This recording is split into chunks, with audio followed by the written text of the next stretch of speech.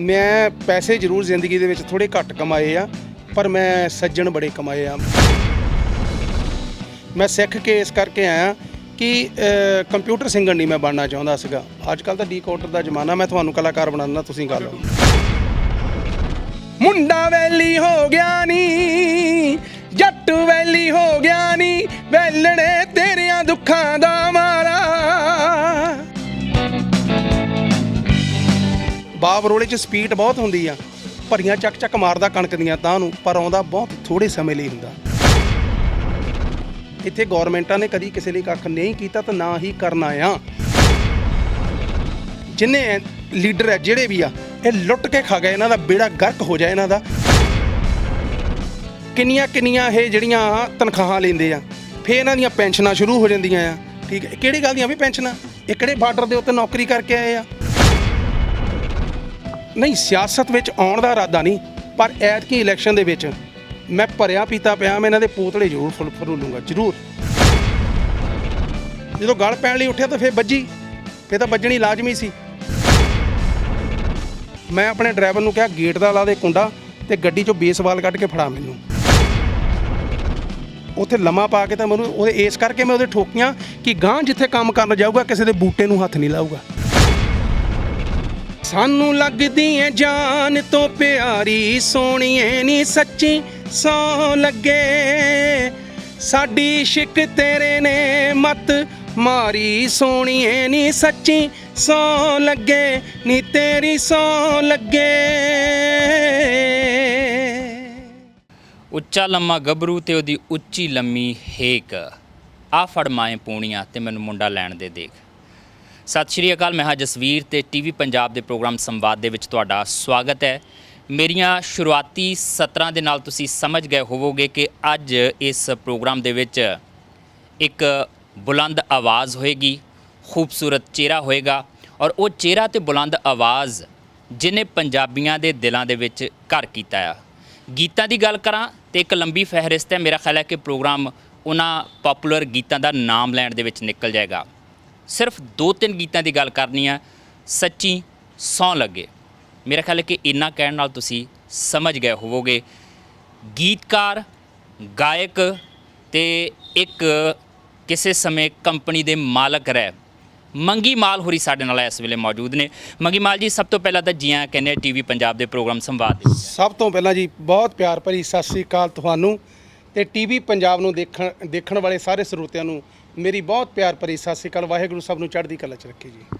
ਮਾਲ ਸਾਹਿਬ, ਗਾਇਕੀ ਤੁਹਾਡੀ ਨੂੰ ਜੱਗ ਜਾਣਦਾ ਆ, ਗੀਤਕਾਰੀ ਨੂੰ ਸਭ ਲੋਕ ਜਾਣਦੇ ਆ। ਆਮ ਤੌਰ 'ਤੇ ਕੀ ਹੁੰਦਾ ਕਿ ਗੀਤਕਾਰ ਗਾਇਕੀ ਦੇ ਵੱਲ ਉਦੋਂ ਆਉਂਦਾ ਜਦੋਂ ਉਹਨੂੰ ਲੱਗਦਾ ਹੈ ਕਿ ਸ਼ਾਇਦ ਗੀਤਕਾਰੀ ਦੇ ਵਿੱਚ ਉਸ ਤਰੀਕੇ ਨਾਲ ਨਾਮ ਤੇ ਨਾਮਾ ਦੋਨੋਂ ਚੀਜ਼ਾਂ ਜਿਹੜੀਆਂ ਉਹ ਨਹੀਂ ਬਣਦੀਆਂ। ਤੁਸੀਂ ਕਿਸ ਸਬਬ ਨਾਲ ਆਏ, ਨਾਮ ਤੇ ਨਾਮਾ ਲੈਣ ਲਈ ਆਏ ਸੀਗੇ ਜਾਂ ਕਾਰਨ ਗੀਤਕਾਰੀ ਤੋਂ ਗਾਇਕੀ ਦੇ ਵਿੱਚ ਆਉਣ ਦੇ ਕੁਝ ਹੋਰ ਸੀਗੇ? ਮੇਰਾ ਇਹ ਸ਼ੌਂਕ ਸੀਗਾ ਭਾਜੀ ਜੀ। ਮੇਰੇ ਜਿੱਦਾਂ ਇਨਸਾਨ ਦੀਆਂ ਦੋਨੇ ਬਾਹਾਂ ਹੁੰਦੀਆਂ ਨੇ ਨਾ, ਮੇਰੇ ਲਈ ਇੱਕੋ ਜਿਹੀਆਂ ਚੀਜ਼ਾਂ ਸੀਗੀਆਂ, ਗੀਤਕਾਰੀ ਵੀ ਤੇ ਗਾਇਕੀ ਵੀ। ਜਦੋਂ ਮੈਂ ਗੀਤ ਲਿਖਦਾ ਸੀ ਮੈਂ ਗਾਉਂਦਾ ਵੀ ਸੀ, ਪਰ ਉਦੋਂ ਮੈਂ ਪ੍ਰੋਫੈਸ਼ਨਲ ਤੌਰ 'ਤੇ ਇਹਦੇ ਵਿੱਚ ਨਹੀਂ ਸੀ ਆਇਆ। ਉਹਦੇ ਵਿੱਚ ਕੀ ਸੀ ਕਿ ਮੈਂ ਆਪਣੇ ਮਿੱਤਰਾਂ ਲਈ, ਜਿਹੜੀ ਤੁਸੀਂ ਕੰਪਨੀ ਦੀ ਗੱਲ, ਮੈਨੂੰ ਲੱਗਦਾ ਕਾਫੀ ਭੇਤੀ ਲੱਗਦੇ ਹੋ ਇਹਨਾਂ ਚੀਜ਼ਾਂ ਦੇ, ਕਿਉਂਕਿ ਬਹੁਤ ਘੱਟ ਲੋਕਾਂ ਨੂੰ ਪਤਾ। ਮੈਂ ਕੰਪਨੀ ਬਣਾਈ ਸੀ MMC, ਜਿਹਦੇ ਵਿੱਚ KS ਮੱਖਣ ਨੂੰ ਲੈ ਕੇ ਆਂਦਾ, ਜਿਹਦੇ ਵਿੱਚ ਲੈਂਬਰ ਹੁਸੈਨਪੁਰੀ ਦੀ ਪਹਿਲੀ ਕੈਸਟ ਮੈਂ ਹੀ ਕੀਤੀ ਆ, ਜਗਤਾਰ ਬਰਿਆਣਵੀ, ਮੋਹਨਵੀਰ ਮੱਲੀ ਦਾ ਕਾਫੀ ਨੰਬਰ ਕੀਤੇ। ਉਹ 'ਚ ਮੈਂ ਸਕਸੈਸ ਨਹੀਂ ਹੋਇਆ ਕਿਉਂਕਿ ਵਪਾਰ ਕਰਨਾ ਸਾਨੂੰ ਆਉਂਦਾ ਨਹੀਂ। ਇਹ ਸਾਡੇ ਜੱਟਾਂ ਦੇ ਵੱਸ ਦਾ ਰੋਗ ਨਹੀਂ ਵਪਾਰ ਕਰਨਾ, ਕਲਾਕਾਰ ਦੇ ਵੱਸ ਦਾ ਰੋਗ ਵੀ ਨਹੀਂ ਵਪਾਰ ਨਹੀਂ ਹੋਇਆ। ਤੇ ਮੈਂ ਉਸ ਕੰਪਨੀ ਦੇ ਵਿੱਚ ਮੈਂ ਫੇਲ ਹੋਇਆ। ਪਰ ਗੀਤ ਲਿਖਣ ਦਾ ਸ਼ੌਂਕ ਸੀ ਤੇ ਗਾਉਣ ਦਾ ਸ਼ੌਂਕ ਸੀ। ਸਬੱਬ ਦੇ ਨਾਲ ਮੈਨੂੰ ਪਹਿਲਾ ਮੌਕਾ ਅਮਰੀਕਾ ਦੇ ਵਿੱਚ 98 ਦੇ ਵਿੱਚ ਜਾਣ ਦਾ ਮਿਲਿਆ। ਸੋ ਉੱਥੇ ਮੈਂ ਜਿੱਦਾਂ ਨਵੇਂ ਕਲਾਕਾਰ ਨੂੰ ਸਟਾਰਟਿੰਗ ਦੇ ਵਿੱਚ 1-2 ਗੀਤਾਂ ਦਾ ਮੌਕਾ ਮਿਲਦਾ ਗਾਉਣ ਦਾ, ਮੈਂ 1-2 ਗੀਤ ਗਾਉਂਦਾ ਸੀਗਾ। ਬਾਕੀ ਸੀਨੀਅਰ ਆਰਟਿਸਟ ਸੀਗੇ ਸਾਰੇ। ਜਦੋਂ ਮੈਂ ਦੇਖਦਾ ਸੀ ਇੰਨੀ ਯਾਰ ਮੁਹੱਬਤ ਮਿਲ ਰਹੀ, ਇੰਨਾ ਪਿਆਰ ਮਿਲ ਰਿਹਾ, ਤੇ ਮੇਰੇ ਸਾਰੇ ਤਾਇਆਂ ਚਾਚਿਆਂ ਦੇ ਮੁੰਡੇ, ਮੇਰੀ ਤਕਰੀਬਨ ਫੈਮਿਲੀ ਸਾਰੀ, ਮੇਰੀ ਭੂਆ, ਤਾਏ, ਚਾਚੇ ਸਭ ਬਾਹਰ ਨੇ, ਮੈਂ ਇਕੱਲਾ ਇੱਥੇ ਆਪਣੀ ਫੈਮਿਲੀ 'ਚੋਂ। ਉਹ ਮੈਨੂੰ ਕਹਿੰਦੇ, ਉਹ ਲੈ ਤੇਰੀ ਰੱਬ ਨੇ ਸੁਣ ਲਈ ਆ, ਹੁਣ ਤਾਂ ਸਿੱਧਾ ਹੀ ਅਮਰੀਕਾ ਆ ਗਿਆ, ਹੁਣ ਨਾ ਜਾਈ ਮੁੜ ਕੇ। ਪਰ ਮੈਂ 17 ਦਿਨਾਂ ਬਾਅਦ ਵਾਪਸ ਆ ਗਿਆ ਸੀ। ਮੈਂ ਇਹੀ ਧਾਰ ਲਿਆ ਵੀ ਹੁਣ ਮਿੱਤਰਾ ਸਿੱਖਣਾ ਆ ਤੇ ਸਿੱਖ ਕੇ ਗਾਉਣਾ ਆ। ਕਿੰਨੀ ਮੁਹੱਬਤ ਮਿਲਦੀ ਆ ਹੈ ਨਾ ਸਾਡੇ ਪੰਜਾਬੀਆਂ ਤੋਂ। ਸੋ ਗੱਲ ਹੋਈ ਰਹੀ। ਫਿਰ ਮੈਂ ਪੈਸੇ ਜ਼ਰੂਰ ਜ਼ਿੰਦਗੀ ਦੇ ਵਿੱਚ ਥੋੜ੍ਹੇ ਘੱਟ ਕਮਾਏ ਆ, ਪਰ ਮੈਂ ਸੱਜਣ ਬੜੇ ਕਮਾਏ ਆ। ਮੈਂ ਯਾਰੀ ਬਹੁਤ ਕਮਾਈ ਆ। ਮੈਂ ਮੈਂ ਰਿਸ਼ਤੇ ਕਮਾਏ ਨੇ ਬਹੁਤ ਜ਼ਿਆਦਾ। ਸੋ ਜਦੋਂ ਦਾ ਮੈਂ ਗਾਉਣਾ ਆ ਮੈਨੂੰ ਲੱਗਦਾ ਕਿ ਉਦੋਂ ਦਾ ਹੀ ਵਾਹਿਗੁਰੂ ਦੀ ਕਿਰਪਾ ਦੇ ਨਾਲ ਮੇਰੇ ਚਾਹੁਣ ਵਾਲਿਆਂ ਨੇ, ਮੈਨੂੰ ਮੁਹੱਬਤ ਕਰਨ ਵਾਲਿਆਂ ਨੇ ਕਦੀ ਵੀ ਕਮੀ ਨਹੀਂ ਆਉਣ ਦਿੱਤੀ ਰੁਜ਼ਗਾਰ ਦੀ। ਮਤਲਬ ਕਿ ਰੁਜ਼ਗਾਰ ਦਾ ਕਹਿਣ ਦਾ ਮਤਲਬ ਵੀ ਪ੍ਰੋਗਰਾਮ ਉਹ ਨਿਰੰਤਰ ਚੱਲਦੇ ਹੀ ਰਹਿੰਦੇ ਨੇ, ਹੁਣ ਤੱਕ ਚੱਲਦੇ ਆ ਜੀ। ਅੱਛਾ, ਜਿਵੇਂ ਤੁਸੀਂ ਕਿਹਾ ਕਿ ਜਿਹੜੀ ਕਮਾਈ ਤੁਸੀਂ ਕੀਤੀ ਹੈ, ਮੇਰਾ ਖਿਆਲ ਹੈ ਕਿ ਜਿਹੜੀ ਕਮਾਈ ਦੀ ਤੁਸੀਂ ਗੱਲ ਕਰ ਦਿੱਤੀ ਹੈ ਉਹ ਕਮਾਈ ਤਾਂ ਇਹੋ ਜਿਹੀ ਹੈ ਕਿ ਜਿਹਦੇ ਵਿੱਚ ਨਾ ਕਦੀ ਘਾਟਾ ਪੈਂਦਾ ਆ, ਨਾ ਕੋਈ ਲੁੱਟ ਕੇ ਲਿਜਾ ਸਕਦਾ ਆ, ਤੇ ਨਾ ਕਿਤੇ ਉਤਰਾ ਚੜ੍ਹਾਅ ਆਉਂਦੇ ਆ। ਉਹ ਕਮਾਈ ਉਸੇ ਤਰੀਕੇ ਨਾਲ ਬਰਕਰਾਰ ਰਹਿੰਦੀ, ਵੱਧਦੀ ਆ, ਘਟਦੀ ਨਹੀਂ ਆ। ਪਰ ਆਪਾਂ ਗੱਲ ਤੁਹਾਡੀ ਗਾਇਕੀ ਦੀ ਕਰੀਏ, ਤੁਸੀਂ ਕਹਿੰਦੇ ਕਿ ਉੱਥੋਂ ਆਣ ਕੇ ਸਿੱਖਿਆ ਤੇ ਸਿੱਖ ਕੇ ਗਾਉਣਾ ਸ਼ੁਰੂ ਕੀਤਾ ਜੀ। ਇਹ ਬੜੀ ਅਚੰਭੇ ਵਾਲੀ ਗੱਲ ਹੈ। ਅੱਜ ਕੱਲ੍ਹ ਜਦੋਂ ਅਸੀਂ ਕਲਾਕਾਰ ਦੇਖਦੇ ਹਾਂ ਜਿਹਦੇ ਗੀਤ ਥੋੜ੍ਹੇ ਬਹੁਤੇ ਚੱਲ ਜਾਂਦੇ ਆ ਜਾਂ ਕੁਝ ਸੁਣ ਲੈਂਦਾ ਮਾੜਾ ਮੋਟਾ, ਤੇ ਫਿਰ ਸਿੱਖਣ ਵਾਲੀ ਤੇ ਬਹੁਤ ਪਿੱਛੇ ਰਹਿ ਜਾਂਦੀ ਗੱਲ। ਫਿਰ ਤਾਂ ਬੰਦਾ ਕਹਿੰਦਾ ਕੋਈ ਗੱਲ ਨਹੀਂ, ਮੰਚ ਤੇ ਗਾਵਾਂਗੇ, ਸਟੇਜ ਤੇ ਗਾਵਾਂਗੇ, ਗਾਉਂਦੇ ਗਾਉਂਦੇ ਆਪੇ ਹੀ ਸਿੱਖਿਆ ਜਾਣਾ। ਬਹੁਤ ਸਾਰੇ ਲੋਕ ਹੈ ਜਿਹੜੇ ਬਿਨਾਂ ਸਿੱਖਿਆ ਗਾਈ ਜਾਂਦੇ ਔਰ ਪਾਪੂਲਰ ਵੀ ਹੈ ਇਸ ਵੇਲੇ, ਲੋਕ ਸੁਣਦੇ ਨੇ ਉਹਨਾਂ ਨੂੰ। ਸਿੱਖਣ ਵੱਲ ਨੂੰ ਵਾਪਸ ਪਰਤਣ ਦੀ ਕਿਉਂ ਕੋਸ਼ਿਸ਼ ਕੀਤੀ ਹੈ? ਕੁਝ ਖਾਸ ਕਾਰਨ ਸੀ ਇਹਦੇ, ਜਾਂ ਲੱਗਦਾ ਸੀ ਕਿ ਨਹੀਂ ਪੱਕੇ ਪੈਰੀਂ ਇਸ ਫੀਲਡ ਦੇ ਵਿੱਚ ਉਤਰਾਂਗੇ ਤਾਂ ਫੇਰ ਹੀ ਗੱਲ ਬਣਨੀ ਆ? ਮੈਂ ਭਾਜੀ ਜਦੋਂ ਵੀ ਆਇਆ ਕਿਸੇ ਵੀ ਕੰਮ ਨੂੰ ਮੈਂ ਜਦੋਂ ਹੱਥ ਪਾਉਣਾ ਮੈਂ ਪੱਕੇ ਪੈਰੀ ਪਾਉਣਾ, ਮੇਰੀ ਇੱਕ ਆਦਤ ਆ। ਮੈਂ ਸਿੱਖ ਕੇ ਇਸ ਕਰਕੇ ਆਇਆ ਕਿ ਕੰਪਿਊਟਰ ਸਿੰਗਰ ਨਹੀਂ ਮੈਂ ਬਣਨਾ ਚਾਹੁੰਦਾ ਸੀਗਾ। ਅੱਜ ਕੱਲ੍ਹ ਤਾਂ ਡੀਕੋਡਰ ਦਾ ਜ਼ਮਾਨਾ, ਮੈਂ ਤੁਹਾਨੂੰ ਕਲਾਕਾਰ ਬਣਾਉਣਾ, ਤੁਸੀਂ ਗੱਲ ਆਟੋ ਟੂਨਰ ਲਾ ਕੇ ਬੜਾ ਕੁਝ ਹੁੰਦਾ। ਕਹਿਣ ਦਾ ਮਤਲਬ ਇਹ ਸੀਗਾ ਕਿ ਮੈਂ ਜੇ ਕਿਤੇ ਮੇਰਾ ਕੋਈ ਇੱਕ ਦਾ ਗੀਤ ਹਿੱਟ ਹੋ ਜਵੇ ਤੇ ਮੈਨੂੰ ਸਟੇਜ ਦੇ ਉੱਤੇ ਚੜ੍ਹ ਕੇ ਗਾਉਣਾ ਪਵੇ। ਇਹ ਨਾ ਹੋਵੇ ਕਿ ਮੇਰਾ ਗੀਤ ਹੀ ਨਾ ਮੇਰੇ ਤੋਂ ਆਪਣੇ ਤੋਂ ਨਾ ਨਿਭਾ ਹੋਵੇ। ਠੀਕ ਹੈ ਜੀ। ਇਸ ਕਰਕੇ ਸਿੱਖਣਾ ਜ਼ਰੂਰੀ ਆ, ਸਟੇਜ ਲਾਉਣੀ ਜ਼ਰੂਰੀ ਆ।